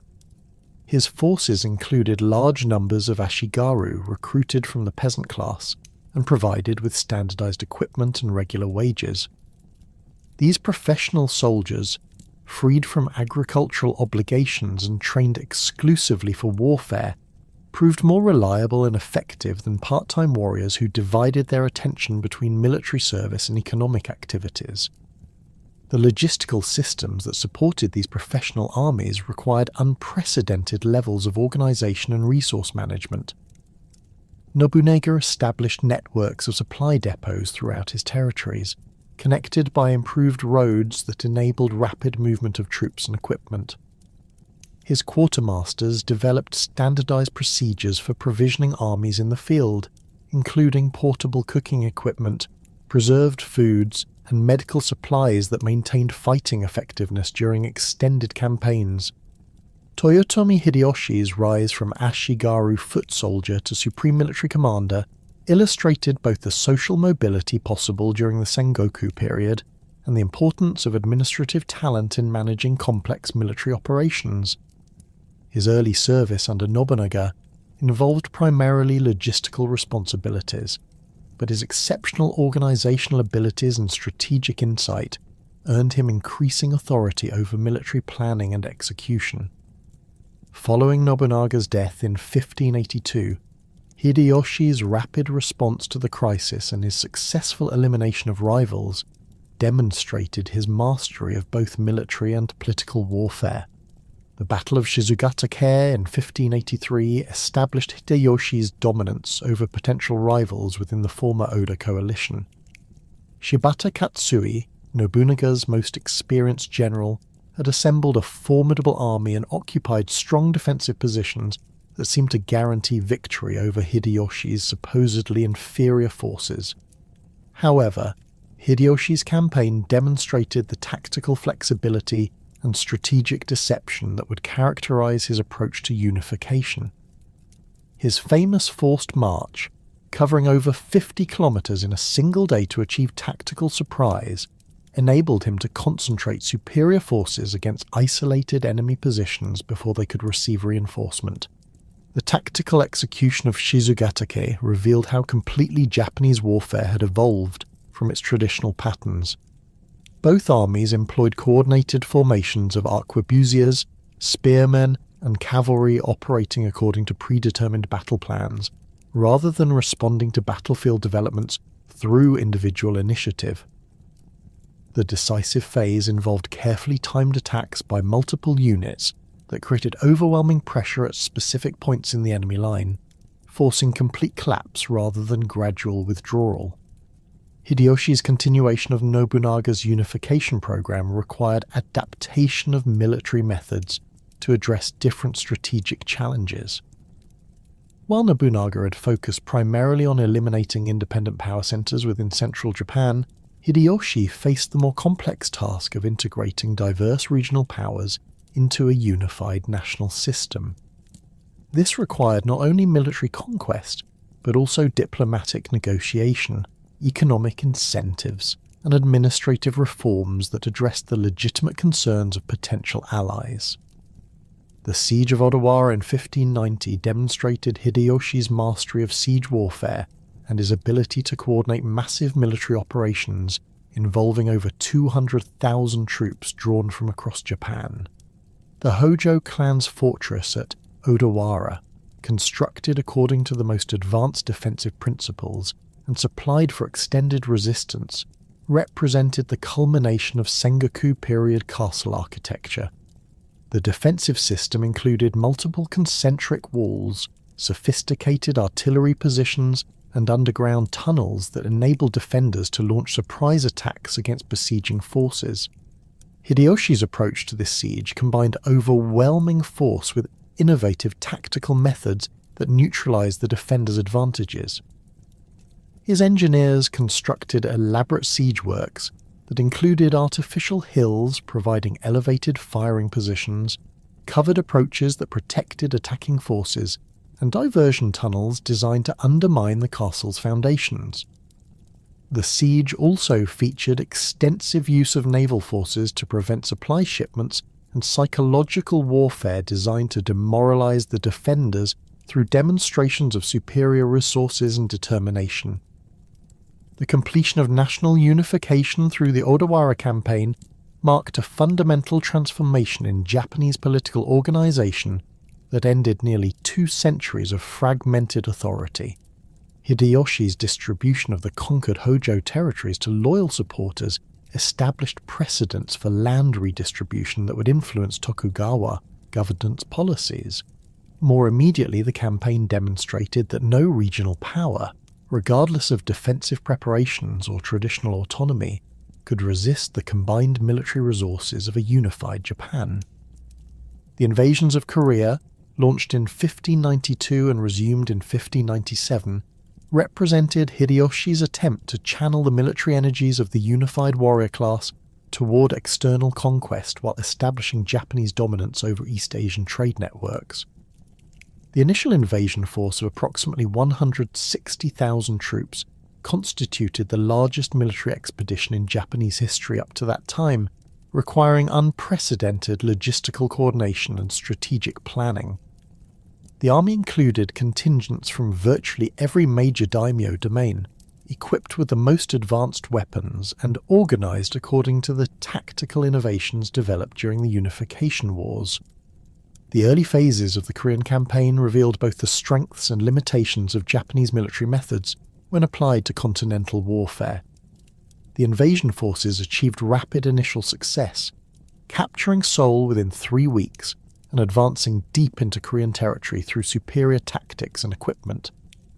Japanese armies employed coordinated formations of arquebusiers and spearmen that proved devastatingly effective against Korean forces trained primarily for defensive operations against traditional enemies. However, the extended supply lines required to sustain large armies on the Korean peninsula exposed logistical weaknesses that would plague Japanese operations throughout both invasions. The transport of food, ammunition, and replacement equipment across the Korea Strait required naval resources that Japan struggled to maintain against Chinese and Korean naval opposition. The famous turtle ships developed by Admiral Yi Sun-sin, featuring iron-reinforced hulls and multiple cannon, proved particularly effective against Japanese naval forces that lacked experience in artillery duels at sea. The intervention of Chinese Ming forces fundamentally altered the strategic situation and forced Japanese commanders to adapt their tactics to address enemies employing different military traditions. Chinese armies, organized according to continental principles and equipped with artillery systems superior to Japanese weapons, required new tactical approaches that emphasized defensive positions and coordinated firearm volleys rather than the aggressive assault tactics that had proven successful during the unification campaigns. The Siege of Pyongyang in 1593 demonstrated the tactical challenges facing Japanese forces when confronted with professional Chinese armies supported by advanced artillery. The Chinese relief force, commanded by Li Rusong, employed siege guns and coordinated infantry assaults that forced Japanese defenders to abandon positions that had previously seemed impregnable. The Japanese withdrawal from Pyongyang marked the beginning of a strategic stalemate that would characterize the remainder of the Korean campaigns. The impact of the Korean invasions on Japanese military development extended far beyond immediate tactical lessons to encompass fundamental changes in strategic thinking and international relations. The campaigns exposed the limitations of Japanese naval capabilities and stimulated innovations in ship design and naval tactics that would influence maritime warfare for decades. More importantly, the experience of fighting Chinese and Korean forces provided Japanese military leaders with knowledge of continental military methods that would prove valuable in subsequent conflicts. The financial costs of sustaining large armies in Korea for over 6 years strained the resources of even the most powerful daimyo domains and contributed to economic instability that would influence domestic politics throughout the remainder of Hideyoshi's reign. The requirement to maintain forces overseas while simultaneously defending Japanese territories against potential Chinese retaliation forced military leaders to develop new approaches to resource allocation and strategic planning that balance competing priorities. The death of Hideyoshi in 1598 and the subsequent withdrawal from Korea created a power vacuum that ambitious daimyo were quick to exploit. The complex regency system, established to govern during the minority of Hideyoshi's son, proved incapable of maintaining unity among the great lords, many of whom had emerged from the Korean campaigns with enhanced military capabilities and reduced respect for central authority. The formation of competing coalitions around Tokugawa Ieyasu and Ishida Mitsunari reflected both personal ambitions and fundamental disagreements about the proper structure of Japanese governance. The Battle of Sekigahara in 1600 represented the culmination of tensions that had been building since Hideyoshi's death and established the Tokugawa clan's dominance over Japan for the next 2.5 centuries. The engagement, involving over 160,000 warriors divided between the Eastern and Western armies, demonstrated how completely the military innovations of the Sengoku period had transformed Japanese warfare. Both sides employed coordinated formations of firearms, artillery and cavalry, operating according to sophisticated battle plans that required extensive preparation and professional leadership to execute effectively. The establishment of the Tokugawa shogunate at Edo following Ieyasu's decisive victory at Sekigahara marked the beginning of the most profound transformation in samurai history. Unlike the Kamakura and Ashikaga systems, which had maintained the warrior class's fundamental military function while adapting to changing political circumstances, the Tokugawa regime deliberately restructured samurai society to serve the needs of centralized governance and permanent peace. This transformation began immediately after 1603, when Ieyasu received the title of shogun and initiated policies that would systematically convert Japan's warrior elite from independent military commanders into bureaucratic administrators serving a highly centralized state. The Sankin Katai system, formally codified in 1635, under the third shogun Tokugawa Iemitsu, represented the cornerstone of this transformation. The policy required all daimyo to maintain permanent residences in Edo and spend alternate years in attendance at the shogunal court, while their wives and heirs remained as permanent hostages in the capital. This arrangement served multiple strategic purposes that extended far beyond simple control mechanisms. The constant movement of daimyo retinues between their domains and Edo created a massive internal economy centered on transportation, accommodation, and luxury goods that redirected warrior spending away from military preparations towards ceremonial display and conspicuous consumption. The practical implementation of Sankin Katai required daimyo to maintain elaborate processions that could include several hundred retainers, servants and guards, depending on their domain's assessed value. These processions, strictly regulated by shogunal law regarding route selection, stopping points and ceremonial protocols, transformed Japan's road network into a carefully monitored system of control. The Tokaido, Nakasendo, and other major highways became stages for ritualized displays of submission to Tokugawa authority, where each daimyo's procession demonstrated both his wealth and his acceptance of his subordinate position within the national hierarchy. The economic burden imposed by Sankin Katai proved devastating to daimyo finances. and fundamentally altered the relationship between lords and their retainers. Maintaining dual residences, supporting large retinues in expensive Edo, and funding elaborate processions consumed enormous resources that had previously been available for military purposes. Many domains spent between 30 and 50% of their annual revenues on sankin kotai obligations, forcing them to reduce the size of their samurai retainer bands and convert military stipends into administrative salaries for a much smaller number of bureaucratic officials. This financial pressure accelerated the transformation of samurai from independent warriors into stipended retainers whose livelihoods depended entirely on their lord's continued favour and the stability of the domain administrative system. Unlike the Sengoku period, when ambitious warriors could advance through military service or by switching allegiance to more successful commanders, the Tokugawa system offered no legitimate opportunities for social mobility through martial prowess.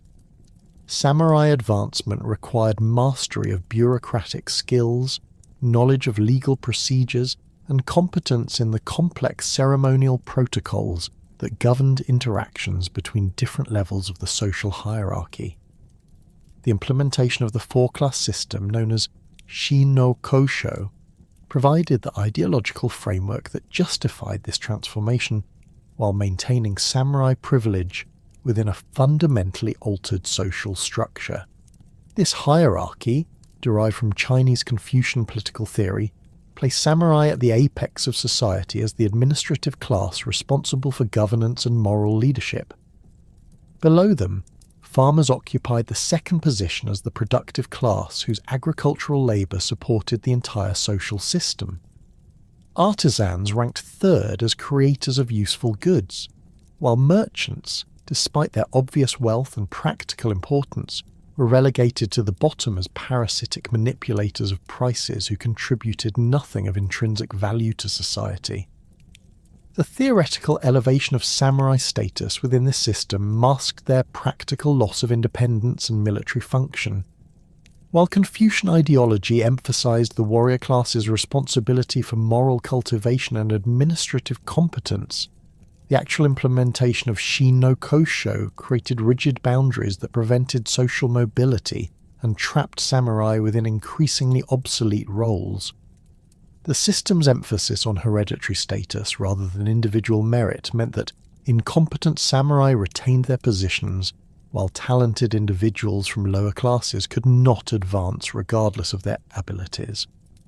The prohibition of weapons carrying by non-samurai, enforced through periodic sword hunts and strict registration requirements, maintained the symbolic distinction between the warrior class and the rest of society even as the practical significance of martial skills diminished. Samurai retained the exclusive right to wear two swords, the katana and wakizashi, which served as visible markers of their elevated status and theoretical readiness for military service. However, the actual use of these weapons became increasingly ceremonial, with most samurai possessing only basic sword skills and no experience in actual combat. The codification of samurai behaviour through house codes, known as cocoon, represented another crucial element in the transformation of warrior culture.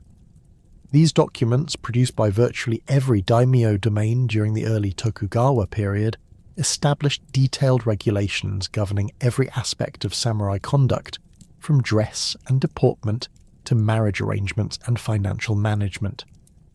The cocoons served both practical and ideological functions, providing domain administrators with tools for controlling their retainers while articulating philosophical principles that justified the samurai's continued privileged position. The Bukushohato, or laws for military houses, issued by the Tokugawa government in 1615 and revised periodically throughout the early Edo period, established national standards for samurai behaviour that superseded local domain regulations. These laws prohibited private warfare, regulated castle construction and repair, required official permission for marriages between samurai families from different domains, and established detailed protocols for interactions with the imperial court. The Bukushohato effectively transformed the samurai from autonomous military leaders into civil servants whose activities were subject to comprehensive government oversight.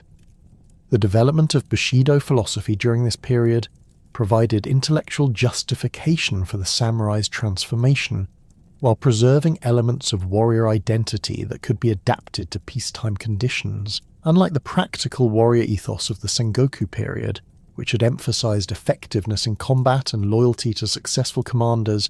Tokugawa-era Bushido stressed abstract virtues such as moral cultivation, aesthetic refinement, and absolute loyalty to one's hereditary lord regardless of personal consequences. This philosophical system drew heavily from Neo-Confucian ethics, Zen Buddhist concepts of self-discipline, and romanticized interpretations of earlier warrior traditions. The emphasis on loyalty as the supreme samurai virtue served the Tokugawa system's need for political stability, while providing warriors with a sense of purpose that did not depend on military activity. The ideal samurai, as depicted in Cocoon and popular literature, demonstrated his worth through unwavering service to his lord, meticulous attention to administrative duties, and cultivation of cultural accomplishments such as poetry, calligraphy, and tea ceremony. This model effectively channeled warrior energies toward activities that supported rather than threatened the established political order. The transformation of martial arts from practical combat training into formalized systems of physical and spiritual discipline reflected the broader changes affecting samurai culture. The various schools of swordsmanship, archery, and other military skills that proliferated during the Tokugawa period emphasized character development and philosophical insight rather than battlefield effectiveness.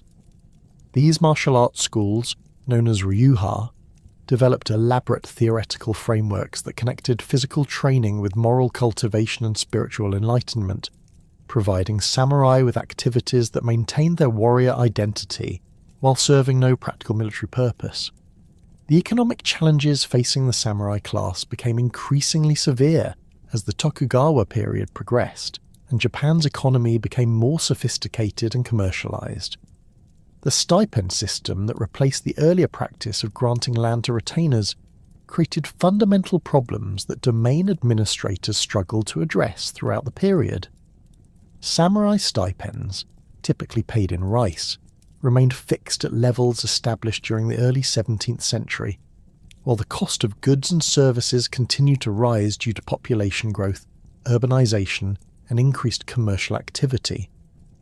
The conversion of rice stipends into cash payments, implemented by many domains during the mid-Tokugawa period, exposed samurai to market fluctuations that they were poorly equipped to understand or manage. Rice prices varied significantly based on harvest conditions, regional supply and demand factors, and speculative activity by merchant traders who had developed sophisticated techniques for manipulating commodity markets. Samurai, trained in administrative procedures and cultural accomplishments rather than commercial practices, frequently found themselves at the mercy of merchant creditors who understood market mechanisms far better than their supposedly superior social betters. The prohibition against samurai engaging in commercial activities, enforced through both legal restrictions and social stigma, prevented warriors from adapting to economic changes through entrepreneurial activity.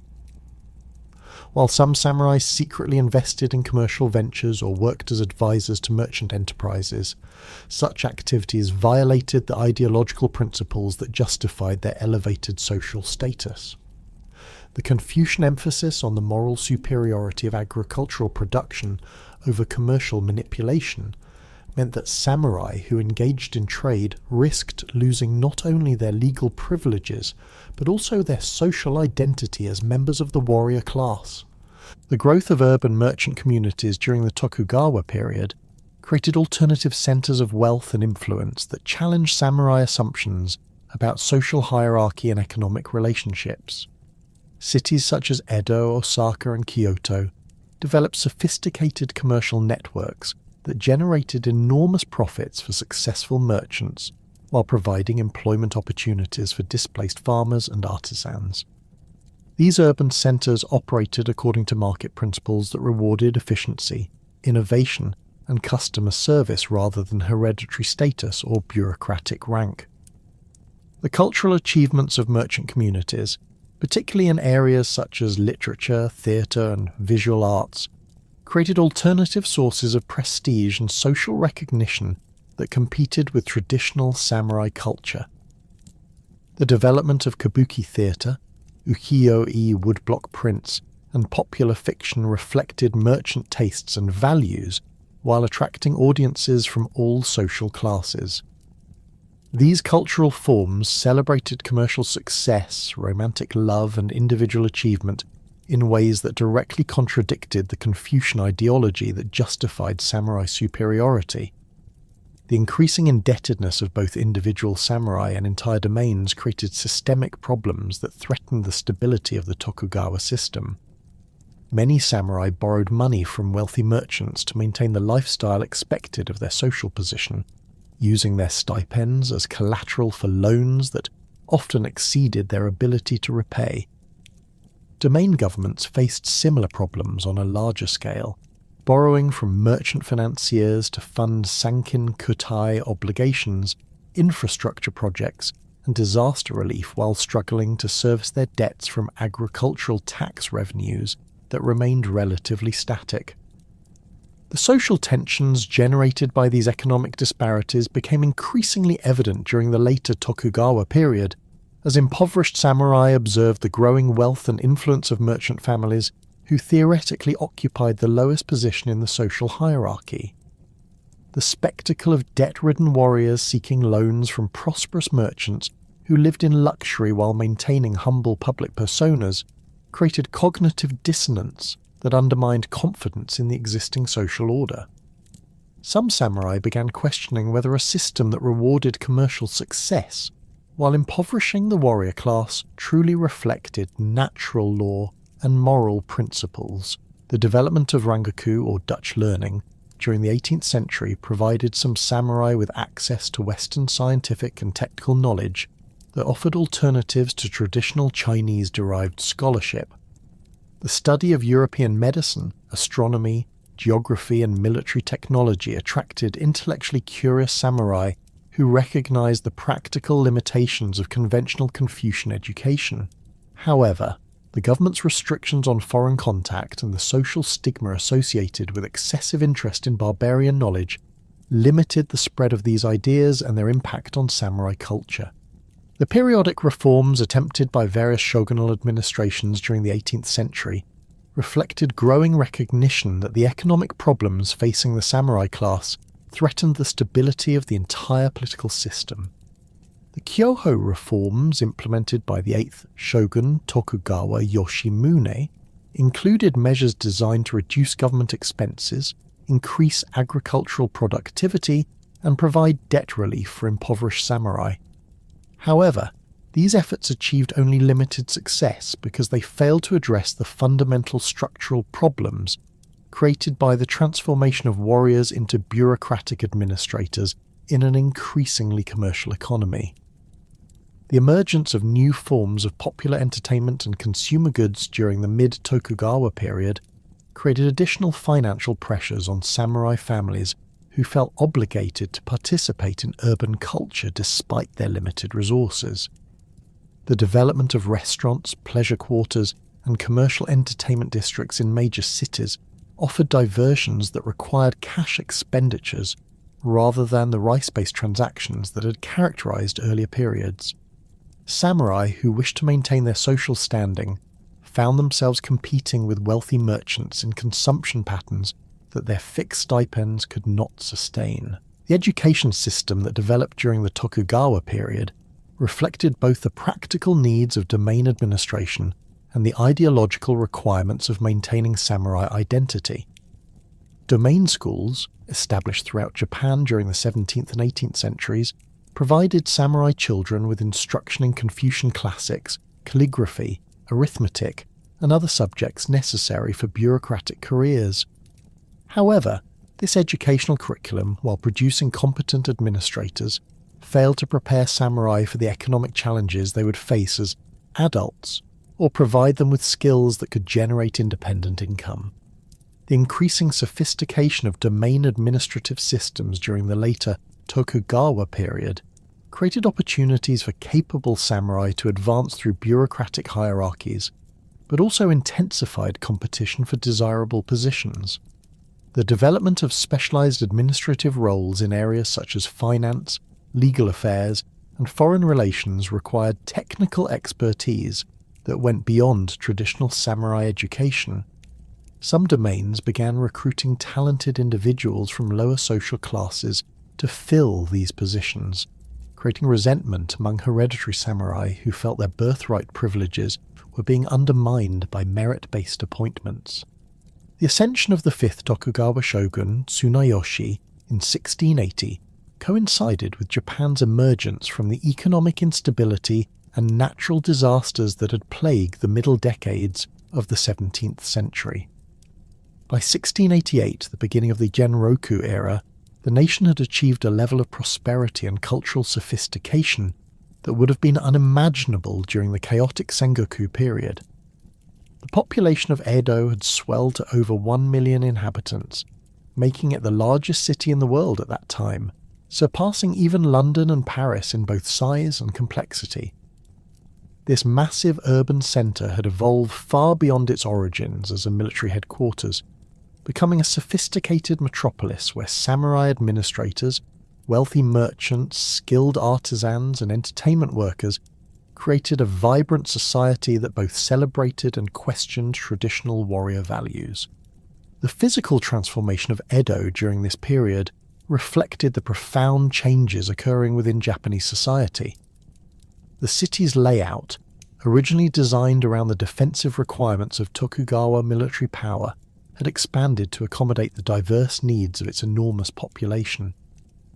The areas surrounding Edo Castle, once dominated by the massive compounds of major daimyo and their retainer bands, now included elaborate commercial districts where merchants displayed goods from across Japan and beyond. The Nihonbashi district had become the commercial heart of the nation, where rice brokers, silk merchants, and money changers conducted transactions that affected prices throughout the archipelago. The development of sophisticated urban infrastructure during the Genroku period demonstrated the administrative capabilities that the Tokugawa system had developed through decades of peaceful governance. The city's water supply system, drawing from distant mountain sources through an intricate network of wooden pipes and stone channels, provided clean water to neighbourhoods throughout Edo. The waste management systems, involving coordinated collection and disposal operations that employed thousands of workers, maintained sanitary conditions that supported the dense urban population. Fire prevention and response capabilities, crucial in a city constructed primarily of wood and paper, involved elaborate networks of watchtowers, fire brigades, and emergency protocols that could mobilize entire neighborhoods in response to threats. The cultural flowering that characterized the Genroku era emerged from the intersection of samurai refinement, merchant wealth, and urban sophistication. The pleasure quarters of Yoshiwara, established as licensed districts for prostitution and entertainment, evolved into centers of artistic innovation where kabuki actors, courtesans, musicians and writers created new forms of cultural expression that appealed to audiences across social boundaries. These districts, while officially segregated from respectable society, attracted customers from all social classes who sought entertainment that was more immediate and emotionally engaging than the formal cultural activities associated with traditional samurai culture. The emergence of ukiyo-e woodblock printing during this period revolutionized the distribution of visual art and created new forms of cultural communication that reached audiences far beyond the traditional elite. Artists such as Hishikawa Moronobu developed techniques for mass-producing images that depicted contemporary urban life with unprecedented realism and artistic sophistication. These prints, affordable to middle-class consumers, featured scenes from kabuki theatre, portraits of famous courtesans, landscapes, and everyday activities that celebrated the vitality and diversity of urban culture. The literary achievements of the Genroku period reflected the complex relationship between traditional samurai values and the realities of contemporary urban life. Ihara Saikaku's novels, focusing on the lives of merchants, artisans, and pleasure seekers, depicted a world where success depended on wit, adaptability, and understanding of human nature rather than hereditary status or martial prowess. His characters navigated complex social situations through intelligence and charm, achieving their goals through methods that would have been considered inappropriate or dishonourable according to traditional warrior ethics. The development of Bunraku puppet theatre during this period provided another venue for exploring themes that challenged conventional social assumptions. The plays of Chikamatsu Monzaemon, combining historical subjects with contemporary social commentary, presented audiences with moral dilemmas that had no clear resolutions according to traditional ethical systems. His characters, whether historical figures or contemporary types, faced conflicts between social obligations and personal desires that reflected the tensions experienced by real people living in an increasingly complex urban environment. The Akko incident of 1703 emerged from this cultural context as a real-life drama that embodied the fundamental tensions between legal obligation and traditional concepts of loyalty and honour. The origins of this conflict lay in the complex ceremonial requirements that governed interactions between daimyo and shogunal officials during formal court functions. Asano Naganori, the young lord of the Akko domain in Harima province, had been appointed to assist with preparations for receiving imperial envoys at Edo Castle, a responsibility that required mastery of intricate protocols that had evolved over decades of Tokugawa rule. The specific incident that triggered the crisis occurred during a formal ceremony in the Matsu no Oroka, the pine corridor of Edo Castle, where Asano drew his sword and attacked Kira Yoshinaka, the shogunal master of ceremonies responsible for instructing daimyo in proper protocols. The attack, which resulted in minor wounds to Kira's face and head, violated the fundamental prohibition against drawing weapons within the shogun's residence and constituted an unprecedented breach of castle security. Contemporary accounts suggest that the assault resulted from accumulated frustration over Kira's demanding and allegedly corrupt behaviour during the preparation period, though the exact nature of their dispute remains unclear. The shogunal response to this incident reflected the legal principles and political priorities that governed Tokugawa administration. Asano was ordered to commit seppuku the same day. His domain was confiscated, and his retainers were dismissed from service, becoming ronin without warning or preparation. This swift punishment demonstrated the government's determination to maintain order within the castle and preserve the ceremonial dignity that legitimised shogunal authority. However, the decision to punish only Asano, while taking no action against Kira, despite evidence that he had contributed to the conflict, created a sense of injustice that would have profound consequences. The transformation of Asano's former retainers into ronin placed them in an impossible situation that highlighted the contradictions within the Tokugawa social system. As masterless samurai, they had lost not only their economic support but also their social identity and legal status within the established hierarchy. The traditional warrior code demanded that they avenge their lord's death and restore his honour, but any attempt to do so would violate the law and result in their own destruction. This dilemma reflected broader tensions within samurai society between traditional values that emphasized personal honour and loyalty, and legal requirements that prioritized social stability and government authority. Oishi Yoshio, the former chief retainer of the Akko domain, emerged as the leader of those retainers who chose to pursue vengeance despite the legal consequences. His careful planning over nearly 2 years demonstrated both the strategic thinking that characterized effective samurai leadership and the practical challenges facing any attempt to circumvent government security measures. Oishi recognized that success required not only careful coordination among the conspirators, but also deception sophisticated enough to avoid detection by the extensive intelligence networks that the Tokugawa government maintained throughout Edo.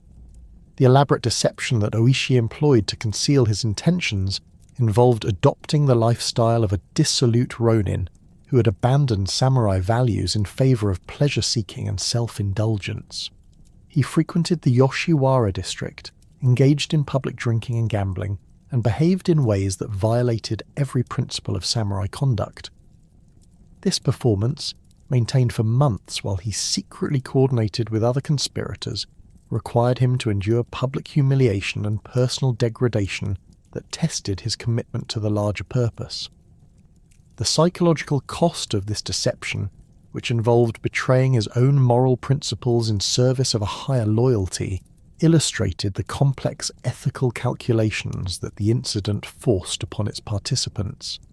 The assault on Kira's residence on the morning of December 14, 1702, demonstrated both the military capabilities that former samurai retained despite decades of peace and the careful planning required for such an operation in the heavily regulated environment of Edo. The 47 conspirators, divided into two groups attacking from different directions, overcame the guards and servants defending the compound through coordinated tactics that reflected their professional military training. The operation, completed in less than 2 hours, resulted in Kira's death and the recovery of his head as proof that their lord's honour had been restored. The aftermath of the vendetta created a crisis for the Tokugawa government that exposed fundamental contradictions within the official ideology. The Ronin had clearly violated the law and deserved punishment according to legal principles, but their actions embodied the loyalty and self-sacrifice that the government promoted as essential samurai virtues. Public opinion, expressed through popular literature, theatre and informal discussion, overwhelmingly supported the Ronin and viewed their actions as heroic examples of proper warrior behaviour. This popular response placed government officials in the difficult position of punishing behaviour that most people considered admirable and morally correct. The extensive deliberations that preceded the government's final decision reflected the complexity of the issues involved and the recognition that the resolution would establish important precedents for future cases. The discussions, involving senior officials, legal scholars, and Confucian advisors, explored questions about the relationship between law and morality, the obligations of retainers to deceased lords, and the proper balance between social stability and traditional values. The final decision to allow the Ronin to commit seppuku, rather than executing them as common criminals, represented a compromise that acknowledged their moral motivation while maintaining the principle that illegal actions must have consequences. The cultural impact of the Akko incident extended far beyond its immediate political implications to influence Japanese popular culture for centuries. The story, transformed through kabuki plays, bunraku performances, novels, and eventually films, became a foundational narrative that explored themes of loyalty, sacrifice, and moral conflict that resonated with audiences across different historical periods. The 47 Ronin became cultural heroes, whose actions provided a model for behaviour that transcended the specific circumstances of their time and offered guidance for individuals facing conflicts between competing moral obligations. The flourishing of samurai intellectual culture during the Genroku period reflected both the practical needs of domain administration and the philosophical questions raised by the transformation of warrior society. Neo-Confucian academies, established in domains throughout Japan, provided samurai with access to Chinese philosophical texts and scholarly traditions that had previously been available only to court nobles and Buddhist monks. These institutions, while serving the practical purpose of training administrative personnel, also created communities of scholars who engaged in sophisticated discussions about governance, ethics, and social organization. The Shoheiko Academy, established by the Tokugawa government in Edo, became the most influential centre for Neo-Confucian learning and set standards for scholarship that affected educational institutions throughout Japan. The academy's curriculum, based on the writings of Zhu Xi and other Song dynasty philosophers, emphasized the cultivation of moral character through study of classical texts and the application of philosophical principles to practical governance problems. Students learned not only the content of Confucian teachings, but also methods of textual analysis and philosophical argumentation that equipped them for careers in domain administration or scholarly research. The development of various schools of Neo-Confucian thought during this period reflected both intellectual sophistication and practical concerns about governance and social organization. The Kimon school, founded by Yamazaki Ansai, emphasized strict adherence to orthodox interpretations of Confucian texts and promoted conservative approaches to social and political questions. In contrast, the Kogaku school, associated with scholars such as Yamaga Soko and Ito Jinsai, advocated return to original Confucian sources and criticized later interpretations that they considered corrupted by Buddhist and other non-Chinese influences. The emergence of Rangaku, or Dutch learning, during this period provided samurai intellectuals with access to European scientific and technical knowledge that challenged traditional assumptions about natural phenomena and technological capabilities. The study of Dutch medical texts, introduced through the limited trade contacts maintained at Nagasaki, revealed anatomical and surgical knowledge that contradicted Chinese medical theories that had been accepted as authoritative for centuries. Similarly, European works on astronomy, mathematics, and geography provided information about the natural world that forced scholars to reconsider fundamental assumptions about Japan's place in the global context. The practical applications of Rangaku knowledge became evident in various domains, where progressive administrators encouraged the study of European techniques for improving agricultural productivity, manufacturing processes, and military capabilities. Some domains established translation projects that made Dutch technical manuals available in Japanese, while others sent selected retainers to Nagasaki to study with the Dutch traders and their interpreters. These efforts, while limited by government restrictions on foreign contact, created networks of scholars who shared information about European innovations and their potential applications to Japanese conditions. The development of various martial arts schools during the Genroku period reflected the transformation of samurai military training from practical combat preparation into systems of physical and spiritual discipline. The proliferation of ryuha, or schools of martial arts, provided samurai with activities that maintained their warrior identity while serving philosophical and educational purposes rather than military ones. Each school developed distinctive techniques, philosophical principles, and training methods that were transmitted through formal master-student relationships and protected as proprietary knowledge. The Nitten-ryu school, founded by the legendary swordsman Miyamoto Musashi, exemplified the integration of martial technique with philosophical insight that characterized Tokugawa-era martial arts. Musashi's teachings, preserved in texts such as the Book of Five Rings, presented swordsmanship as a path to understanding fundamental principles that applied to all aspects of life. His emphasis on mental clarity, strategic thinking, and adaptability to changing circumstances provided samurai with intellectual frameworks that could be applied to administrative responsibilities and personal development. The economic diversification that characterized samurai society during this period reflected both financial necessity and changing attitudes toward commercial activity. Despite official prohibitions against samurai engaging in trade, many warriors found ways to participate in commercial ventures through indirect methods that preserved the appearance of maintaining their social status. Some samurai invested in merchant enterprises through intermediaries, while others used their administrative positions to facilitate trade relationships that generated unofficial income.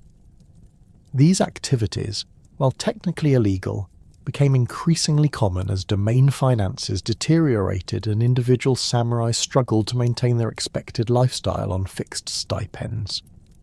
The development of new forms of cultural expression during the Genroku period reflected the creative energy generated by the interaction between different social classes in urban environments. The emergence of haiku poetry as a distinct literary form, perfected by masters such as Matsuo Basho, demonstrated how traditional aesthetic principles could be adapted to express contemporary sensibilities. Basho's travel narratives, combining poetic observation with philosophical reflection, created new models for literary expression that influenced writers across social boundaries and established precedents for exploring the relationship between artistic creation and personal experience. The sophistication of urban entertainment during this period created new opportunities for samurai to participate in cultural activities that would have been impossible in earlier eras. The development of professional sumo wrestling, with organised tournaments and celebrity wrestlers who attracted devoted followings, provided spectacles that appealed to audiences across social classes. Similarly, the growth of commercial theatre districts created venues where samurai could enjoy performances alongside merchants and artisans, participating in shared cultural experiences that transcended traditional social boundaries while maintaining their distinct identity through seating arrangements and behavioural protocols that preserved hierarchical distinctions. The cultural flowering of the Genroku era had masked underlying structural problems that became increasingly apparent as Japan entered the second half of the 18th century. The sophisticated urban society that had emerged in Edo, Osaka, and other major cities depended on agricultural productivity that remained vulnerable to natural disasters. While the elaborate governmental systems developed during the early Tokugawa period struggled to address the financial crises that plagued both individual domains and the shogunal administration itself, the mounting pressures facing the warrior class during this period would test the adaptability of institutions that had been designed for an era of stability and prosperity, rather than the environmental catastrophes and economic disruptions that characterized the later Edo period. The Tenmei famine of 1782 to 1788 exposed the fragility of Japan's agricultural foundation and the inadequacy of existing relief systems. The crisis began with the eruption of Mount Asama in 1783, which ejected massive quantities of volcanic ash into the atmosphere and disrupted weather patterns across northern Japan. The resulting crop failures, compounded by unusually cold summers and early frosts, created food shortages that affected millions of people and strained the resources of domains throughout the archipelago.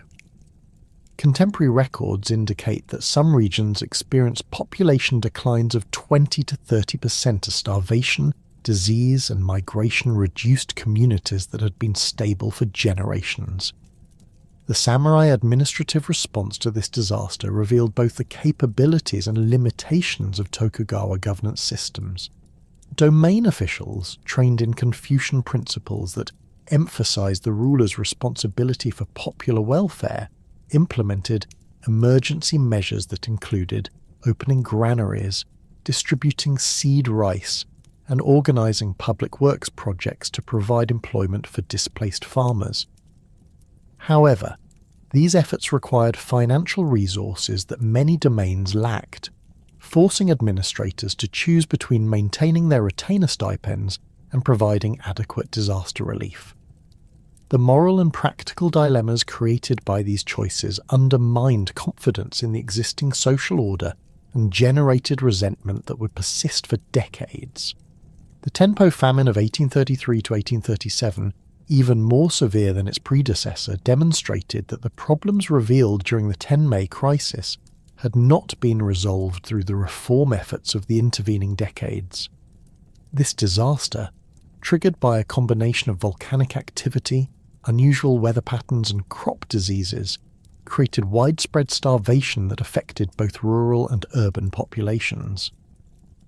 The city of Edo, despite its sophisticated supply networks and government stockpiles, experienced food riots as desperate residents attacked rice warehouses and merchant establishments. These urban disturbances, unprecedented in their scale and violence, shocked samurai administrators who had assumed that their capital city was immune to the disorders that might affect remote rural areas. The Oshiohei Hachiro rebellion of 1837 emerged directly from the frustrations generated by the Tenpo famine and the perceived inadequacy of official relief efforts. Oshio, a former Osaka magistrate and accomplished Confucian scholar, had observed firsthand the suffering of urban poor, while wealthy rice merchants continued to export grain to other regions where prices were higher. His decision to lead an armed uprising against the Osaka city government represented a fundamental challenge to the principle that samurai should work within existing institutions rather than resort to violence against legitimate authority. The rebellion itself, though suppressed within a single day, demonstrated the potential for educated samurai to mobilize popular discontent against the established order. Oshio's proclamations, written in accessible language and distributed throughout Osaka's commercial districts, articulated grievances that resonated with audiences across social boundaries. His criticism of corrupt officials, greedy merchants, and inadequate relief policies provided a coherent explanation for the suffering that people experienced daily, while his call for direct action offered an alternative to passive acceptance of intolerable conditions. The ideological significance of Oshio's rebellion extended far beyond its immediate military impact. As a respected scholar and former government official, Oshio possessed credentials that made his criticisms of the existing system particularly damaging to official legitimacy. His writings, combining Confucian moral principles with the practical observations about contemporary conditions, provided intellectual frameworks that other critics could adopt and develop.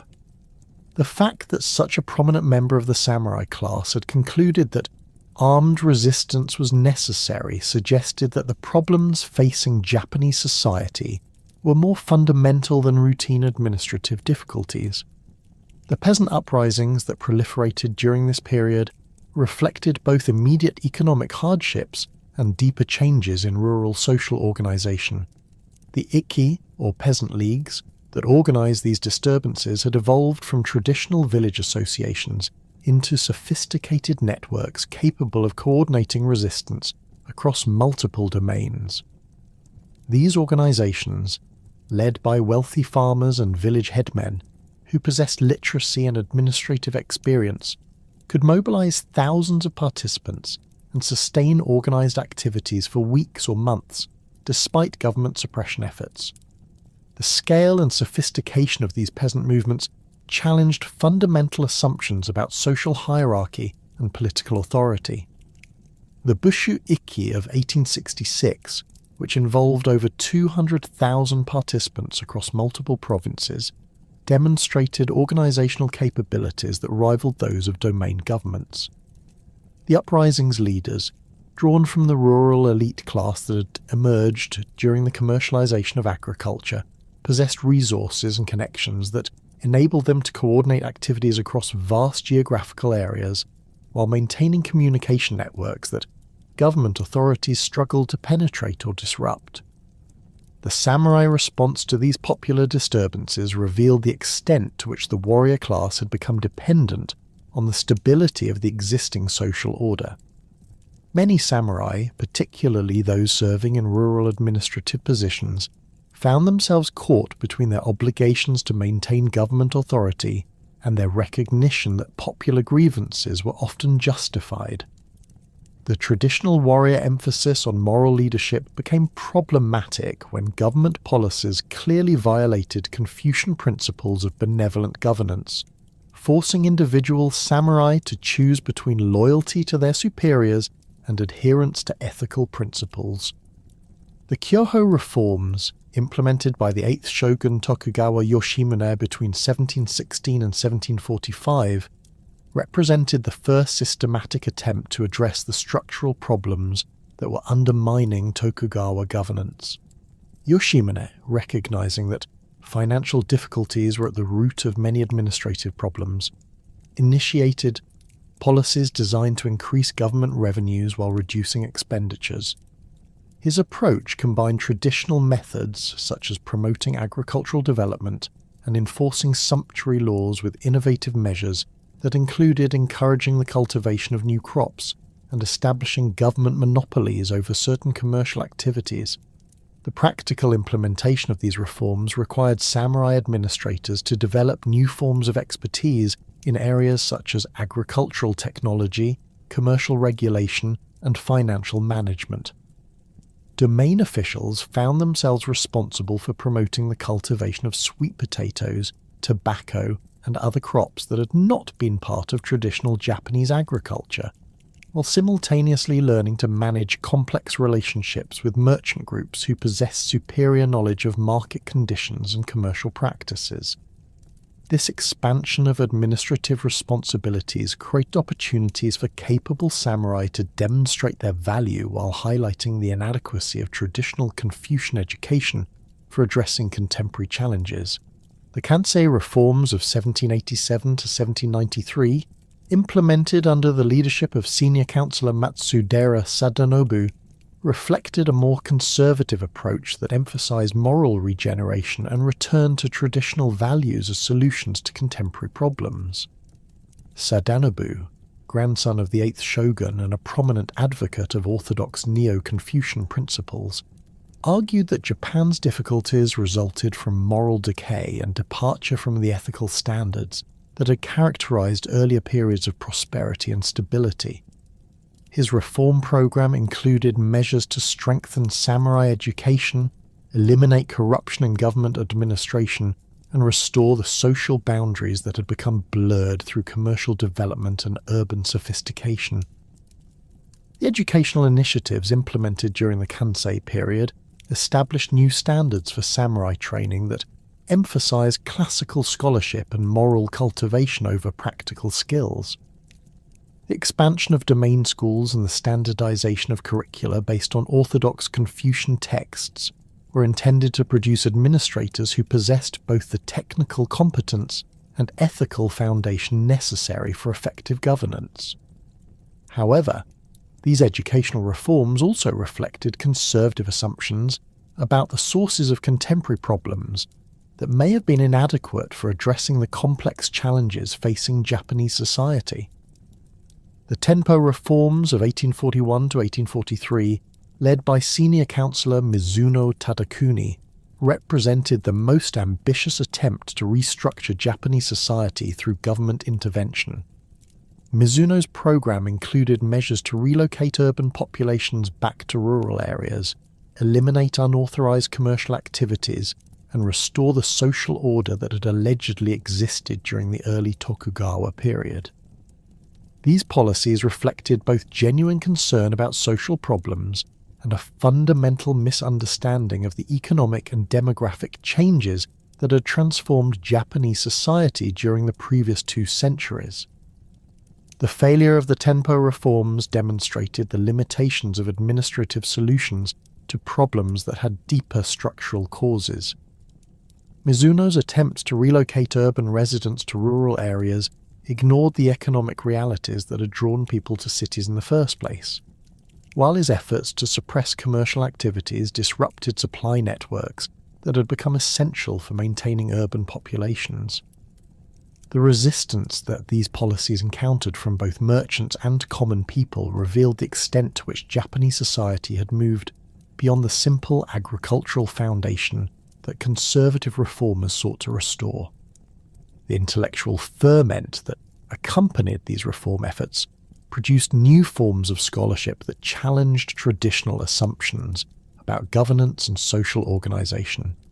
The development of kokugaku, or national learning, provided alternatives to Chinese-derived intellectual frameworks that had dominated Japanese scholarship for centuries. Scholars such as Moturi Norinaga and Hirata Atsutane argued that Japan possessed indigenous traditions of knowledge and governance that were superior to foreign imports and more suitable for addressing contemporary challenges. The Kokugaku emphasis on Japanese uniqueness and cultural superiority resonated with samurai who had become frustrated with the limitations of Confucian approaches to contemporary problems. The movement's focus on ancient Japanese texts such as the Kojiki and Manyoshu provided scholars with sources of authority that were independent of Chinese precedents, while its celebration of imperial tradition offered alternatives to the shogunal system that had proven inadequate for addressing current challenges. These intellectual developments created ideological foundations for political movements that would emerge during the final decades of the Tokugawa period. The Sono-Joi movement, combining reverence for the emperor with opposition to foreign influence, represented a synthesis of Kokugaku scholarship with practical concerns about Japan's international position. The slogan, "Revere the Emperor, expel the barbarians," provided a simple but powerful formula that could unite diverse groups who shared dissatisfaction with existing conditions while offering a clear program for political action. The movement's emphasis on imperial restoration appealed to samurai who sought alternatives to the Tokugawa system, while its anti-foreign stance resonated with those who viewed Western influence as a threat to Japanese independence and cultural integrity. The practical challenges facing domain administrations during this period forced many samurai to develop new forms of expertise in areas such as military technology, international relations, and economic development. The increasing awareness of Western military capabilities, transmitted through Dutch learning and direct observation of foreign ships, created pressure for military reforms that went beyond traditional martial arts training. Some domains established Western-style military units equipped with modern firearms and trained in European tactical methods, while others invested in coastal fortifications designed to resist potential foreign invasion. The financial pressures that accompanied these military preparations exacerbated the economic problems that had been building throughout the late Tokugawa period. The cost of purchasing modern weapons, constructing fortifications, and maintaining military units trained in Western methods strained domain budgets that were already stretched by the expenses of Sankin Katai and disaster relief.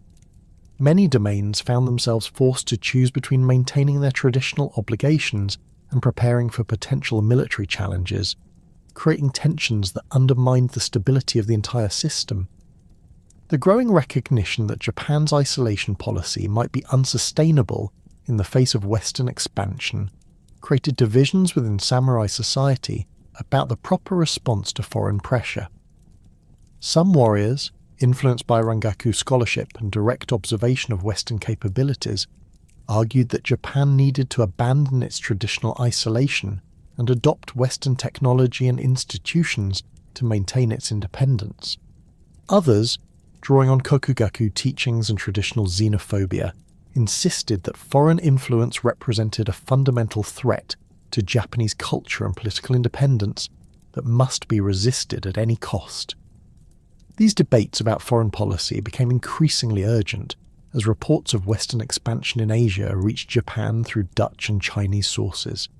The Opium War of 1839 to 1842, in which British forces had defeated Chinese armies and forced the Qing government to accept humiliating treaty terms, demonstrated the military superiority that Western powers could deploy against Asian opponents. The implications of this conflict for Japan's own security became a subject of intense discussion among samurai intellectuals and government officials who recognized that their nation's isolation might not provide adequate protection against determined foreign pressure. The internal contradictions within samurai society became increasingly apparent as these various pressures mounted during the 1840s and early 1850s. The warrior class found itself simultaneously responsible for maintaining traditional social order and adapting to unprecedented challenges that required new forms of knowledge and institutional innovation. The tension between preserving samurai privilege and addressing practical problems created conflicts that individual warriors struggled to resolve within existing ideological frameworks. The emergence of new forms of political organization during this period reflected both the inadequacy of traditional institutions and the creative potential of samurai who were willing to experiment with alternative approaches. Study groups, discussion societies, and informal networks provided venues for exploring ideas and developing strategies that went beyond the limitations of official channels. These organizations, while often small and secretive, created connections between like-minded individuals across domain boundaries and established foundations for the political movements that would emerge during the final crisis of Tokugawa rule. The mounting evidence of systemic problems within Japanese society created a sense of impending crisis that affected all levels of the social hierarchy.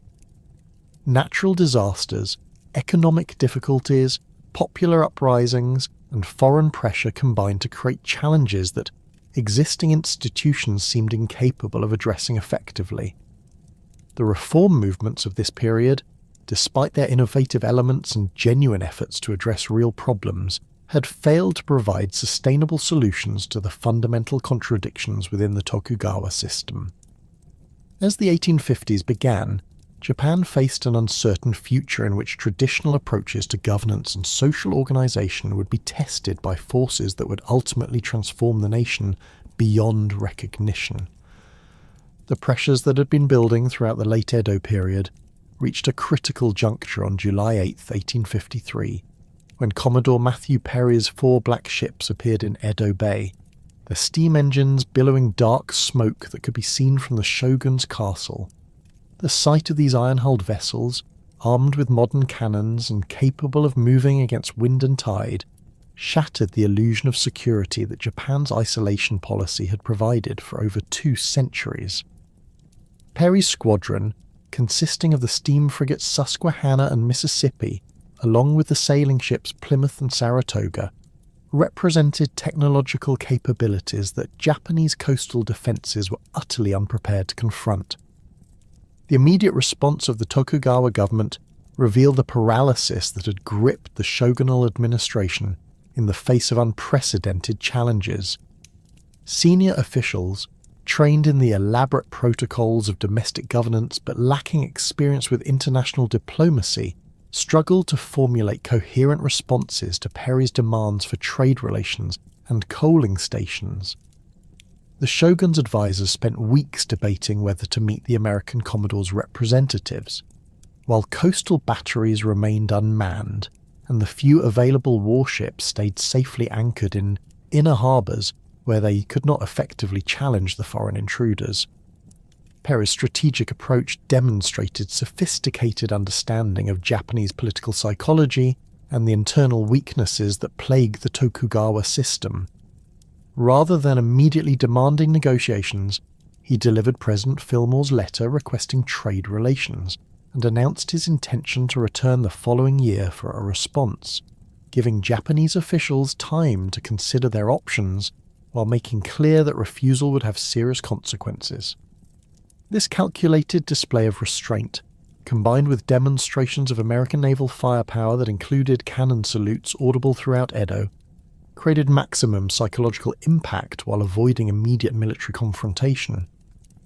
The year-long interval between Perry's first and second visits exposed the fundamental divisions within samurai society about how Japan should respond to foreign pressure. The shogunal government, recognizing its inability to resist American demands through military force, solicited opinions from daimyo throughout the country in an unprecedented departure from traditional decision-making procedures. This consultation process, while intended to build consensus for accommodation with foreign powers, instead revealed the depth of disagreement among the warrior class about Japan's proper course of action. The responses submitted by various domains reflected the intellectual and ideological ferment that had been developing within samurai society throughout the late Edo period. Progressive daimyo such as Shimazu Nariakira of Satsuma and Nabeshima Naomasa of Saga argued that Japan needed to abandon its isolation policy and adopt Western technology to maintain its independence. Conservative lords, particularly those associated with the imperial court in Kyoto, insisted that opening the country to foreign influence would corrupt Japanese culture and undermine the political order that had maintained stability for over 2 centuries. The Treaty of Kanagawa, signed on March 31, 1854, represented a compromise that satisfied neither foreign demands nor domestic opposition, but reflected the limited options available to the Tokugawa government.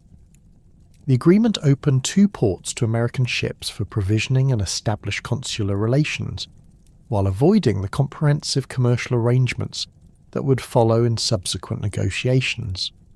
However, the treaty's significance extended far beyond its specific provisions to establish the precedent that foreign powers could compel Japan to modify its traditional policies through the threat of military force. The domestic political crisis triggered by this forced opening intensified as additional Western powers demanded similar treaty arrangements. The Harris Treaty of 1858, negotiating more extensive commercial relations with the United States, required Japanese officials to accept extraterritorial rights for foreign residents and limitations on customs duties that compromised national sovereignty.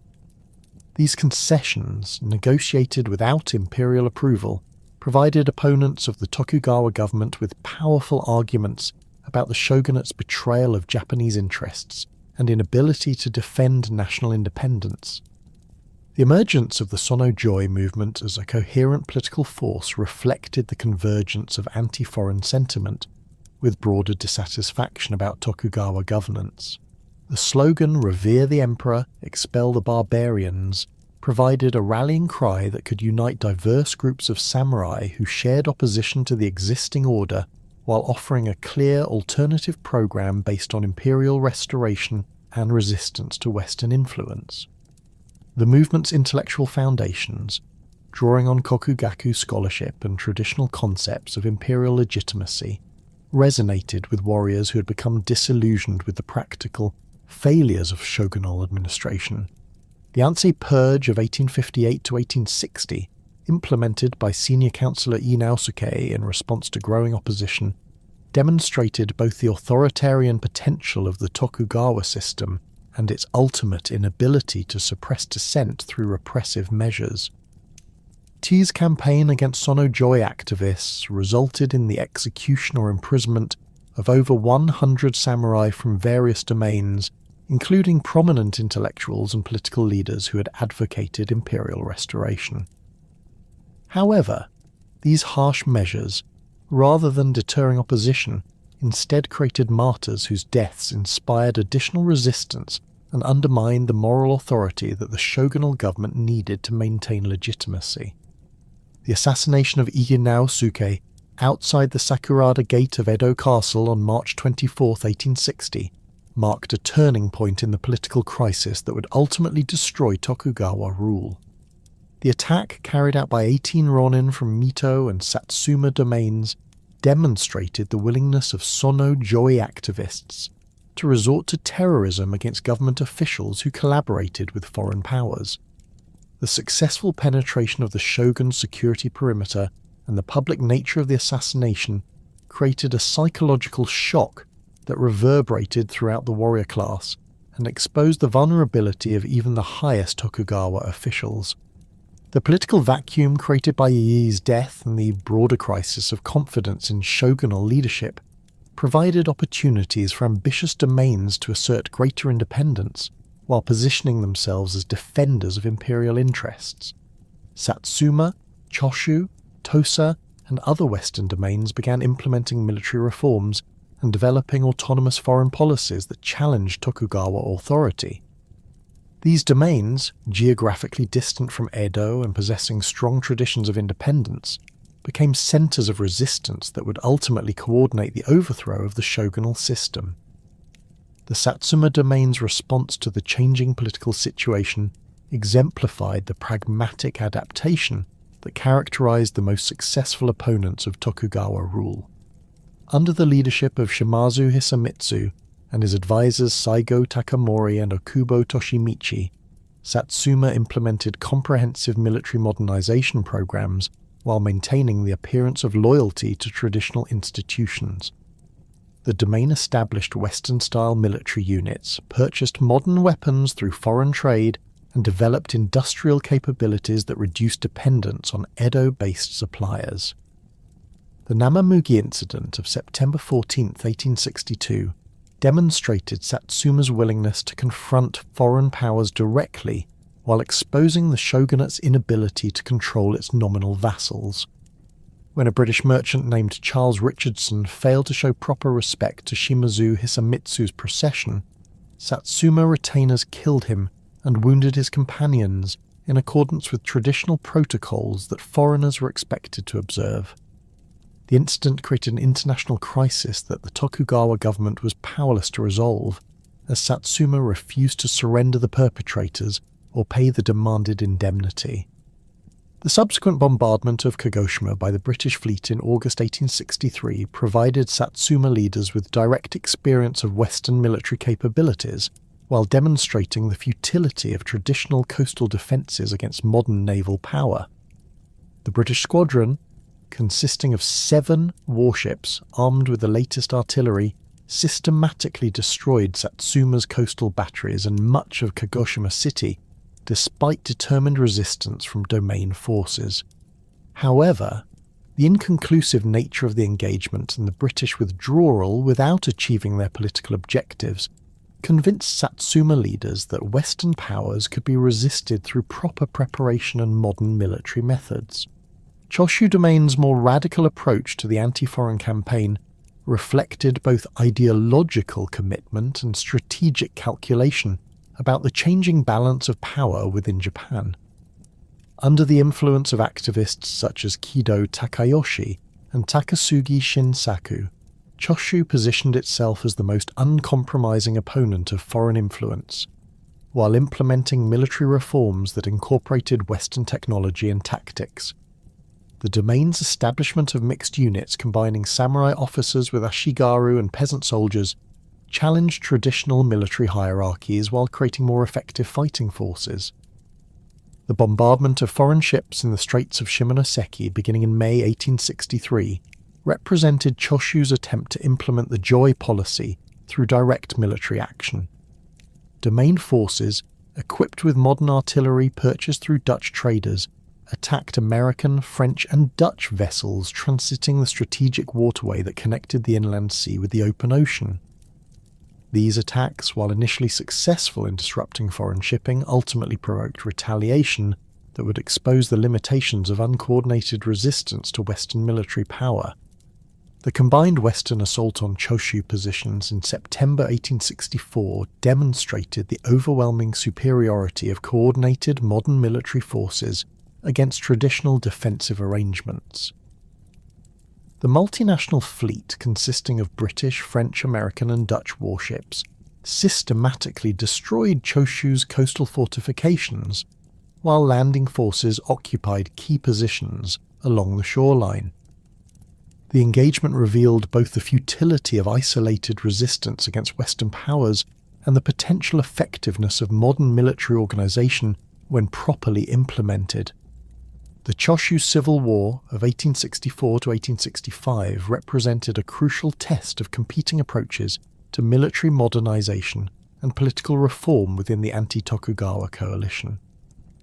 Conservative elements within the domain, led by traditional samurai families, opposed the radical policies that had provoked foreign retaliation and sought accommodation with the Tokugawa government. Progressive factions, organised around Takasugi Shinsaku's Kiheitai militia units, argued that successful resistance required comprehensive social and military transformation that abandoned traditional class distinctions in favour of merit-based advancement.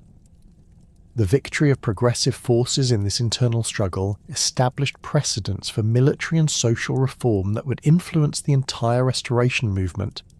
The Kiheitai units, composed of samurai, ashigaru and commoners serving together under unified command, demonstrated superior effectiveness compared to traditional domain forces organised according to hereditary status. These mixed units, equipped with modern weapons and trained in Western tactics, provided models for military organisation that other domains would adopt as they prepared for the final confrontation with Tokugawa forces. The Sacho Alliance, formalised in March 1866 through the mediation of Sakamoto Ryoma, represented the crucial political breakthrough that made the restoration possible. The agreement between Satsuma and Choshu, despite their historical rivalry and different approaches to reform, created a military coalition capable of challenging Tokugawa power while providing political coordination for the broader anti-shogunal movement. The alliance's terms, negotiating mutual military support and coordinated political action, established frameworks for cooperation that would survive the restoration and influence Meiji government organisation. The second Choshu expedition of 1866 exposed the military weakness of the Tokugawa government and demonstrated the effectiveness of the modernised domain forces that had emerged from the reform movements. The shogunal army, numbering over 100,000 troops drawn from loyal domains throughout Japan, possessed overwhelming numerical superiority but lacked the coordination and modern equipment necessary for effective operations against determined opponents. Choshu forces, though greatly outnumbered, employed superior tactics and weapons to achieve decisive victories that forced shogunal withdrawal and established the military reputation of the anti-Tokugawa coalition. The death of Shogun Tokugawa Iemochi during the campaign and the succession of Tokugawa Yoshinobu created opportunities for political compromise that might have preserved some form of Tokugawa authority within a reformed system. Yoshinobu, recognizing the impossibility of maintaining the traditional shogunal system in the face of domestic opposition and foreign pressure, initiated negotiations aimed at establishing a new governmental structure that would incorporate both imperial restoration and practical administrative requirements. However, these diplomatic efforts were overtaken by military developments and political momentum that had moved beyond the possibility of compromise solutions. The Meiji Restoration, proclaimed on January 3, 1868, represented both a revolutionary transformation and a conservative restoration that embodied the contradictions within the anti-Tokugawa movement. The Charter Oath issued by the young Emperor Meiji promised deliberative assemblies, international engagement, and social mobility while maintaining imperial authority and traditional cultural values. These commitments reflected the diverse constituencies that had supported the restoration, while acknowledging the practical requirements for governing a modernizing nation. The establishment of the new Meiji government required the systematic dismantling of institutions that had governed Japan for over 2.5 centuries, the abolition of the Han system in 1871, replacing autonomous domains with centrally administered prefectures, eliminated the political foundation of samurai power while creating unified national administration. This transformation, accomplished with minimal resistance from daimyo, who were compensated with government bonds and honorary positions, demonstrated the extent to which traditional authorities had recognized the necessity for fundamental change. The conversion of samurai stipends into government bonds represented the first step in eliminating the economic foundation of the warrior class. The commutation process, implemented between 1873 and 1876, replaced hereditary rice payments with interest-bearing securities that provided immediate capital while reducing long-term government obligations. Many samurai, lacking experience with financial instruments and commercial investment, quickly sold their bonds at substantial discounts to merchants and speculators who understood their true value, accelerating the transfer of wealth from the former warrior class to commercial interests. The prohibition of sword-wearing, implemented in 1876, eliminated the most visible symbol of samurai status and marked the formal end of their privileged position within Japanese society. The Haitorei, or Sword Abolition Edict, prohibited all except military and police personnel from carrying the traditional weapons that had distinguished the warrior class for centuries. This measure, while seemingly symbolic, had profound psychological impact on samurai who had defined their identity through their relationship to these weapons and the martial traditions they represented. The establishment of universal military conscription in 1873 completed the transformation of Japan's military system, from a hereditary warrior class to a modern national army based on European models. The new system, requiring 3 years of active service from all male subjects regardless of social background, created military forces that were both larger and more professionally trained than traditional samurai armies. The integration of Western military technology, tactics, and organizational methods produced armed forces capable of defending Japan against foreign threats while maintaining domestic order. The resistance to these transformations culminated in the Satsuma Rebellion of 1877, the final military challenge to the Meiji government's modernization program. Saigo Takamori, the former Satsuma leader who had played a crucial role in the restoration, emerged as the symbolic leader of samurai opposition to the new order.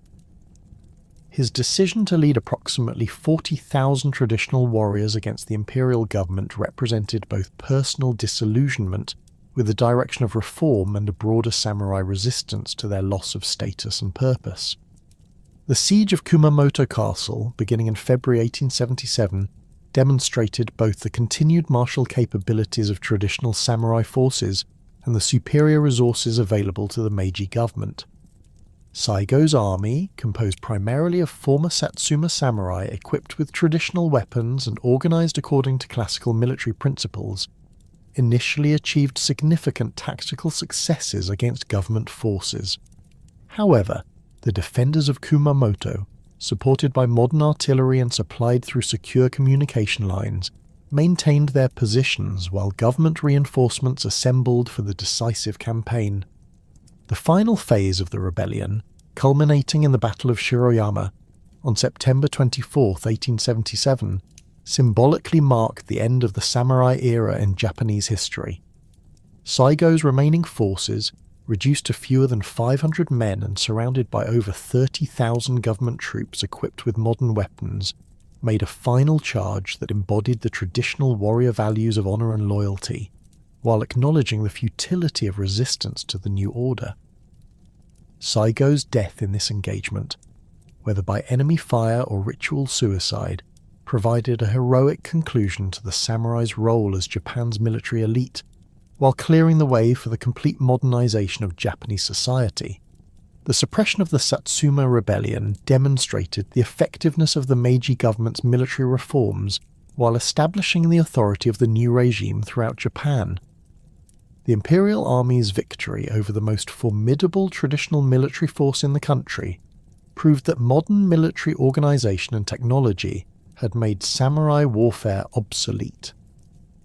The rebellion's failure also eliminated the last significant domestic challenge to the government's modernization program, enabling officials to focus their attention on international relations and economic development rather than internal security concerns. The crushing defeat of the Satsuma Rebellion marked not the end of samurai influence in Japanese society, but rather the beginning of their most profound transformation. The former warrior class, stripped of their hereditary privileges and traditional military function, faced the challenge of finding new roles within the rapidly modernizing Meiji state. Rather than disappearing into historical obscurity, many ex-samurai demonstrated remarkable adaptability, leveraging their educational background, administrative experience, and leadership skills to become architects of Japan's emergence as a modern industrial power. The integration of former samurai into Meiji society occurred through multiple channels that reflected both government policy and individual initiative.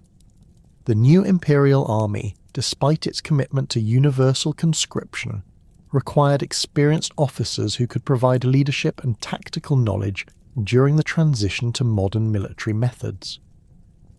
Many former samurai found natural careers as military officers, where their traditional emphasis on discipline, loyalty, and martial training proved valuable in creating professional armed forces.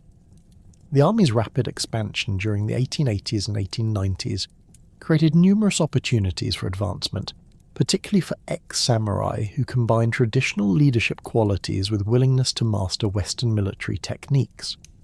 Government service provided another major avenue for former samurai seeking to rebuild their careers within the new system. The Meiji administration, faced with the enormous task of creating modern governmental institutions from scratch, needed educated personnel who possessed both literacy skills and understanding of administrative procedures. Ex-samurai who had comprised the bureaucratic class under the Tokugawa system possessed qualifications that made them natural candidates for positions in the expanding civil service. Their experience with record-keeping, legal procedures and personnel management proved invaluable as the government established new ministries, courts and administrative offices throughout the country. The educational sector offered particularly attractive opportunities for former samurai who possessed scholarly inclinations and teaching abilities. The Meiji government's commitment to universal education created demand for teachers, school administrators, and curriculum developers who could implement Western educational methods while maintaining Japanese cultural values. Many ex-samurai became principals and teachers in the new school system, where their traditional emphasis on moral cultivation and character development aligned with the government's goals for citizen education. Their role in shaping the educational experiences of the first generation of modern Japanese citizens gave former samurai indirect but significant influence over the country's cultural development. Business and industry, initially viewed with suspicion by many ex-samurai due to traditional prejudices against commercial activity, gradually attracted growing numbers of former warriors who recognized the economic opportunities created by Japan's industrial development. The government's active promotion of business enterprise through subsidies, protective policies and technical assistance created favourable conditions for entrepreneurial ventures. Some ex-samurai established manufacturing companies that produced goods for domestic consumption, while others became involved in trading enterprises that connected Japanese producers with international markets. The transformation of Bushido from a practical warrior code into a nationalistic ideology represented one of the most significant developments in the evolution of samurai culture during the Meiji period. Government officials and intellectual leaders, seeking to create national unity and popular support for modernization efforts, drew selectively from samurai traditions to construct an idealized version of warrior ethics that could inspire loyalty to the emperor and commitment to national goals. This reconstructed Bushido emphasized absolute loyalty, self-sacrifice, and dedication to duty, while de-emphasizing the individualistic and pragmatic aspects of historical warrior culture. The process of ideological transformation involved systematic reinterpretation of historical sources and selective emphasis on particular aspects of samurai tradition. Government-sponsored historians and educators promoted narratives that portrayed the samurai as selfless servants of imperial authority, who had always placed national interests above personal concerns. These accounts minimized the political conflicts, regional loyalties, and practical considerations that had actually motivated much samurai behavior throughout history, creating instead a simplified and romanticized version of warrior culture that served contemporary political needs. Educational institutions played a crucial role in disseminating this reconstructed Bushido to the general population through textbooks, ceremonies, and moral instruction programs. The Imperial Rescript on Education, issued in 1890, incorporated samurai-derived values such as loyalty, filial piety, and self-sacrifice into a comprehensive framework for citizen education that applied to all social classes. Students throughout Japan learned to view these warrior virtues as essential elements of Japanese national character that distinguished their country from Western nations and provided the foundation for Japan's unique approach to modernization. Military education and training programs became primary vehicles for transmitting Bushido ideology to young Japanese men through the conscription system and military academies. The Imperial Japanese Army developed elaborate indoctrination procedures that presented military service as the highest expression of samurai values and the most direct way for ordinary citizens to participate in the warrior tradition. These programs emphasized the continuity between historical samurai and contemporary soldiers while adapting traditional concepts of honor and loyalty to support modern military discipline and tactical requirements. The influence of this militarized Bushido extended far beyond the armed forces to shape civilian attitudes toward authority, social relationships, and national purpose. Government propaganda and popular culture promoted the idea that all Japanese citizens should embody samurai virtues in their daily lives, whether as students, workers, or family members. This democratization of warrior values created a sense of shared identity and common purpose that facilitated social mobilization for national projects while reinforcing hierarchical relationships and obedience to authority. The evolution of Bushido ideology accelerated during periods of international conflict when the government sought to mobilize popular support for military campaigns. The Sino-Japanese War of 1894 to 1895 and the Russo-Japanese War of 1904 to 1905 provided opportunities to demonstrate the practical effectiveness of samurai-inspired military training and national spirit. Victory in these conflicts validated the government's claims about the superiority of Japanese values and the continuing relevance of warrior traditions in the modern world. During the 1930s and early 1940s, Bushido ideology became increasingly extreme and militaristic as Japan moved towards total war with China and eventually the Allied powers. Government propagandists and military leaders promoted interpretations of samurai tradition that emphasized death before dishonor, absolute obedience to superiors, and willingness to sacrifice individual lives for national goals. These extreme versions of Bushido provided ideological justification for kamikaze attacks, civilian resistance to Allied occupation forces, and other desperate measures that reflected the military leadership's commitment to fighting until complete destruction rather than accepting defeat.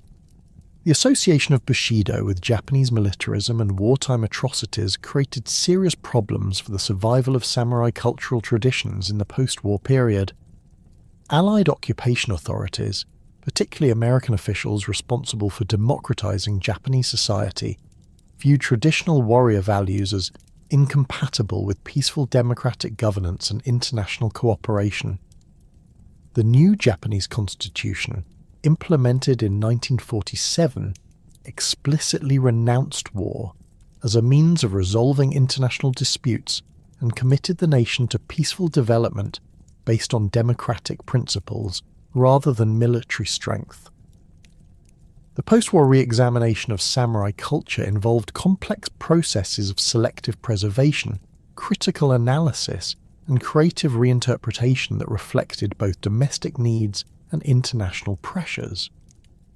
Japanese intellectuals and cultural leaders faced the challenge of distinguishing valuable elements of their warrior heritage from the militaristic distortions that had contributed to the disasters of the Pacific War.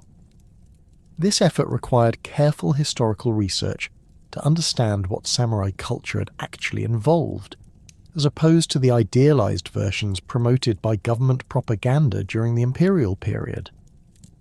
Academic historians played crucial roles in this re-examination process by conducting detailed studies of samurai society, politics, and culture based on primary sources rather than ideological assumptions. Their research revealed the complexity and diversity of historical warrior culture, challenging both the romanticized portrayals promoted by Meiji and wartime governments and the wholesale condemnations offered by critics of Japanese militarism. These scholarly investigations provided foundations for more nuanced understandings of samurai traditions that could appreciate their historical significance while acknowledging their limitations and contradictions.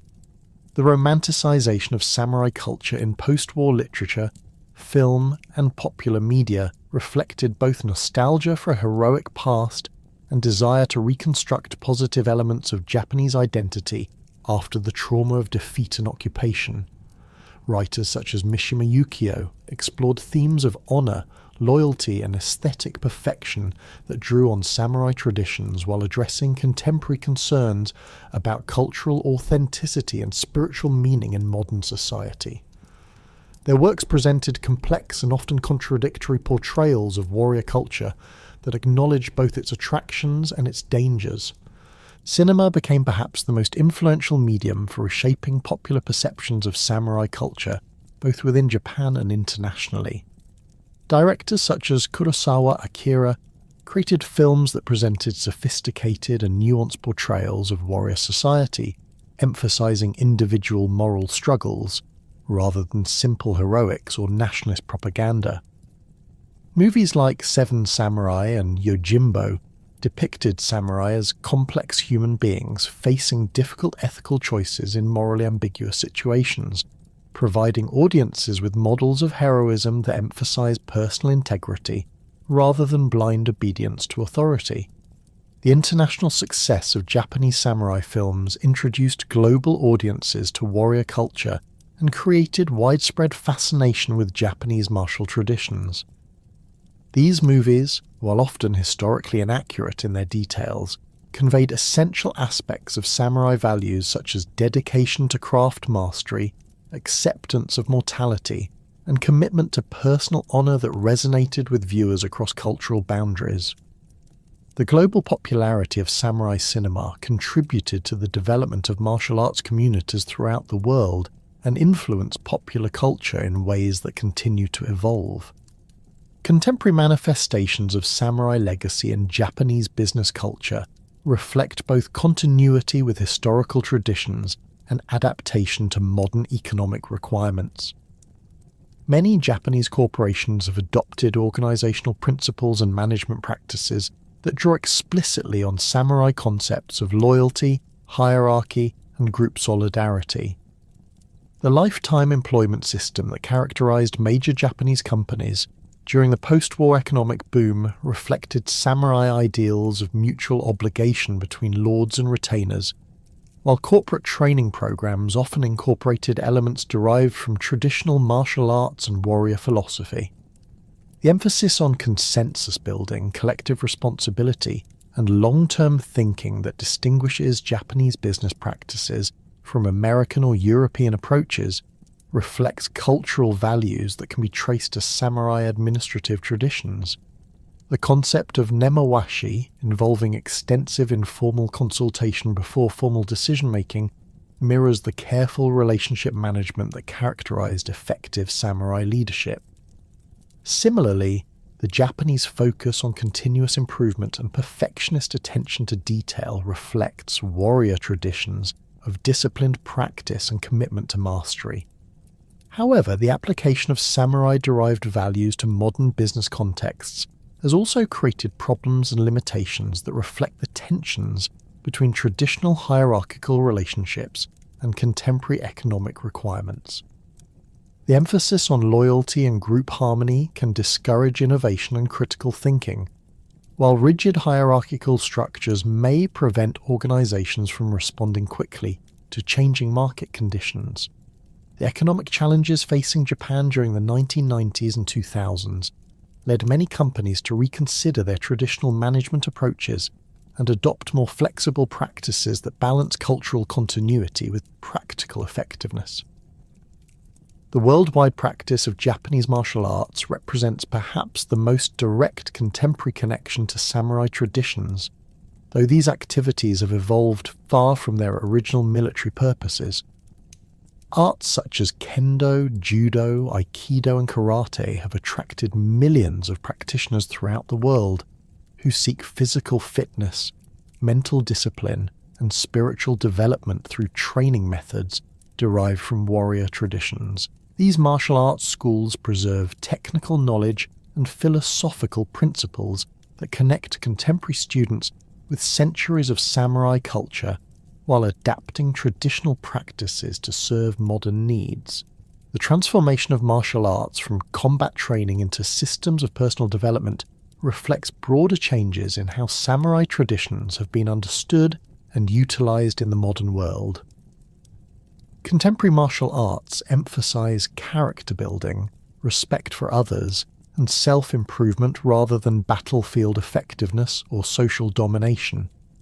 These modifications have made warrior-derived practices accessible to people of all backgrounds, while preserving essential elements of samurai culture that continue to offer value for personal growth and community building.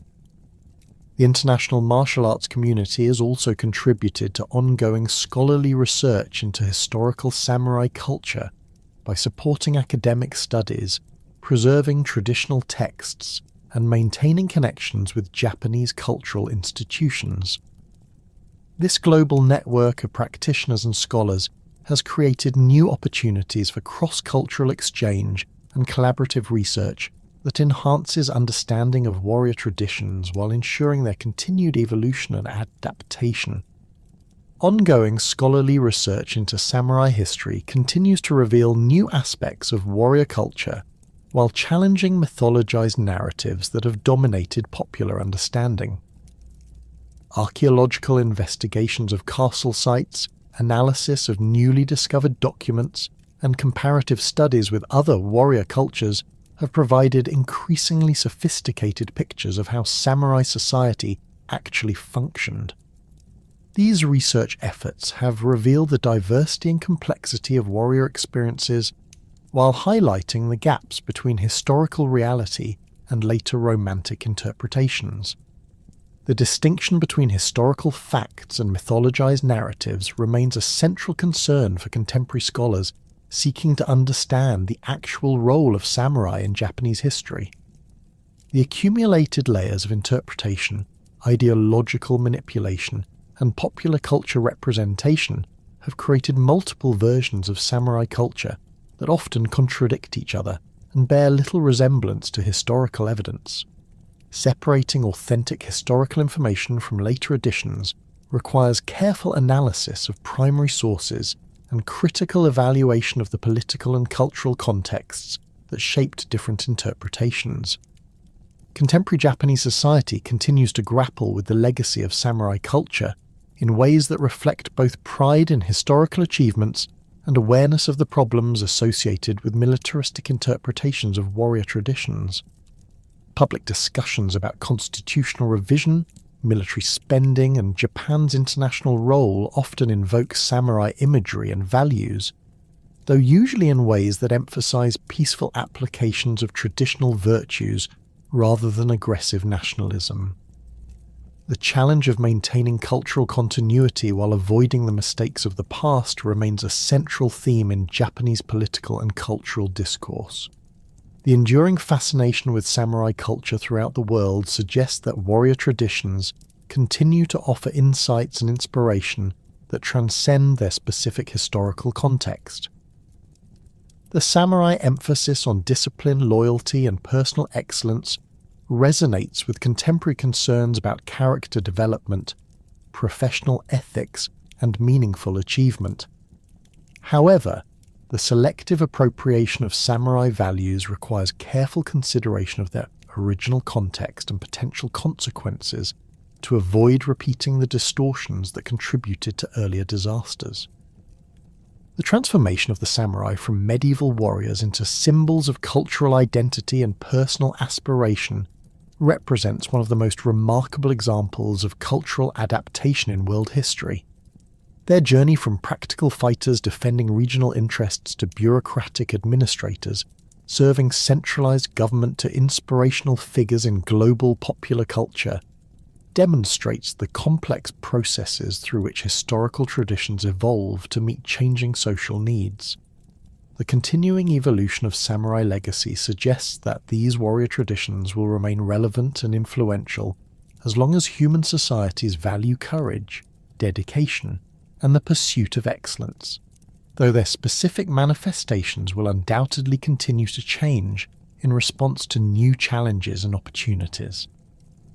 The story of the samurai ultimately reflects the broader human struggle to balance individual achievement with social responsibility, traditional values with practical adaptation, and cultural identity with universal aspirations.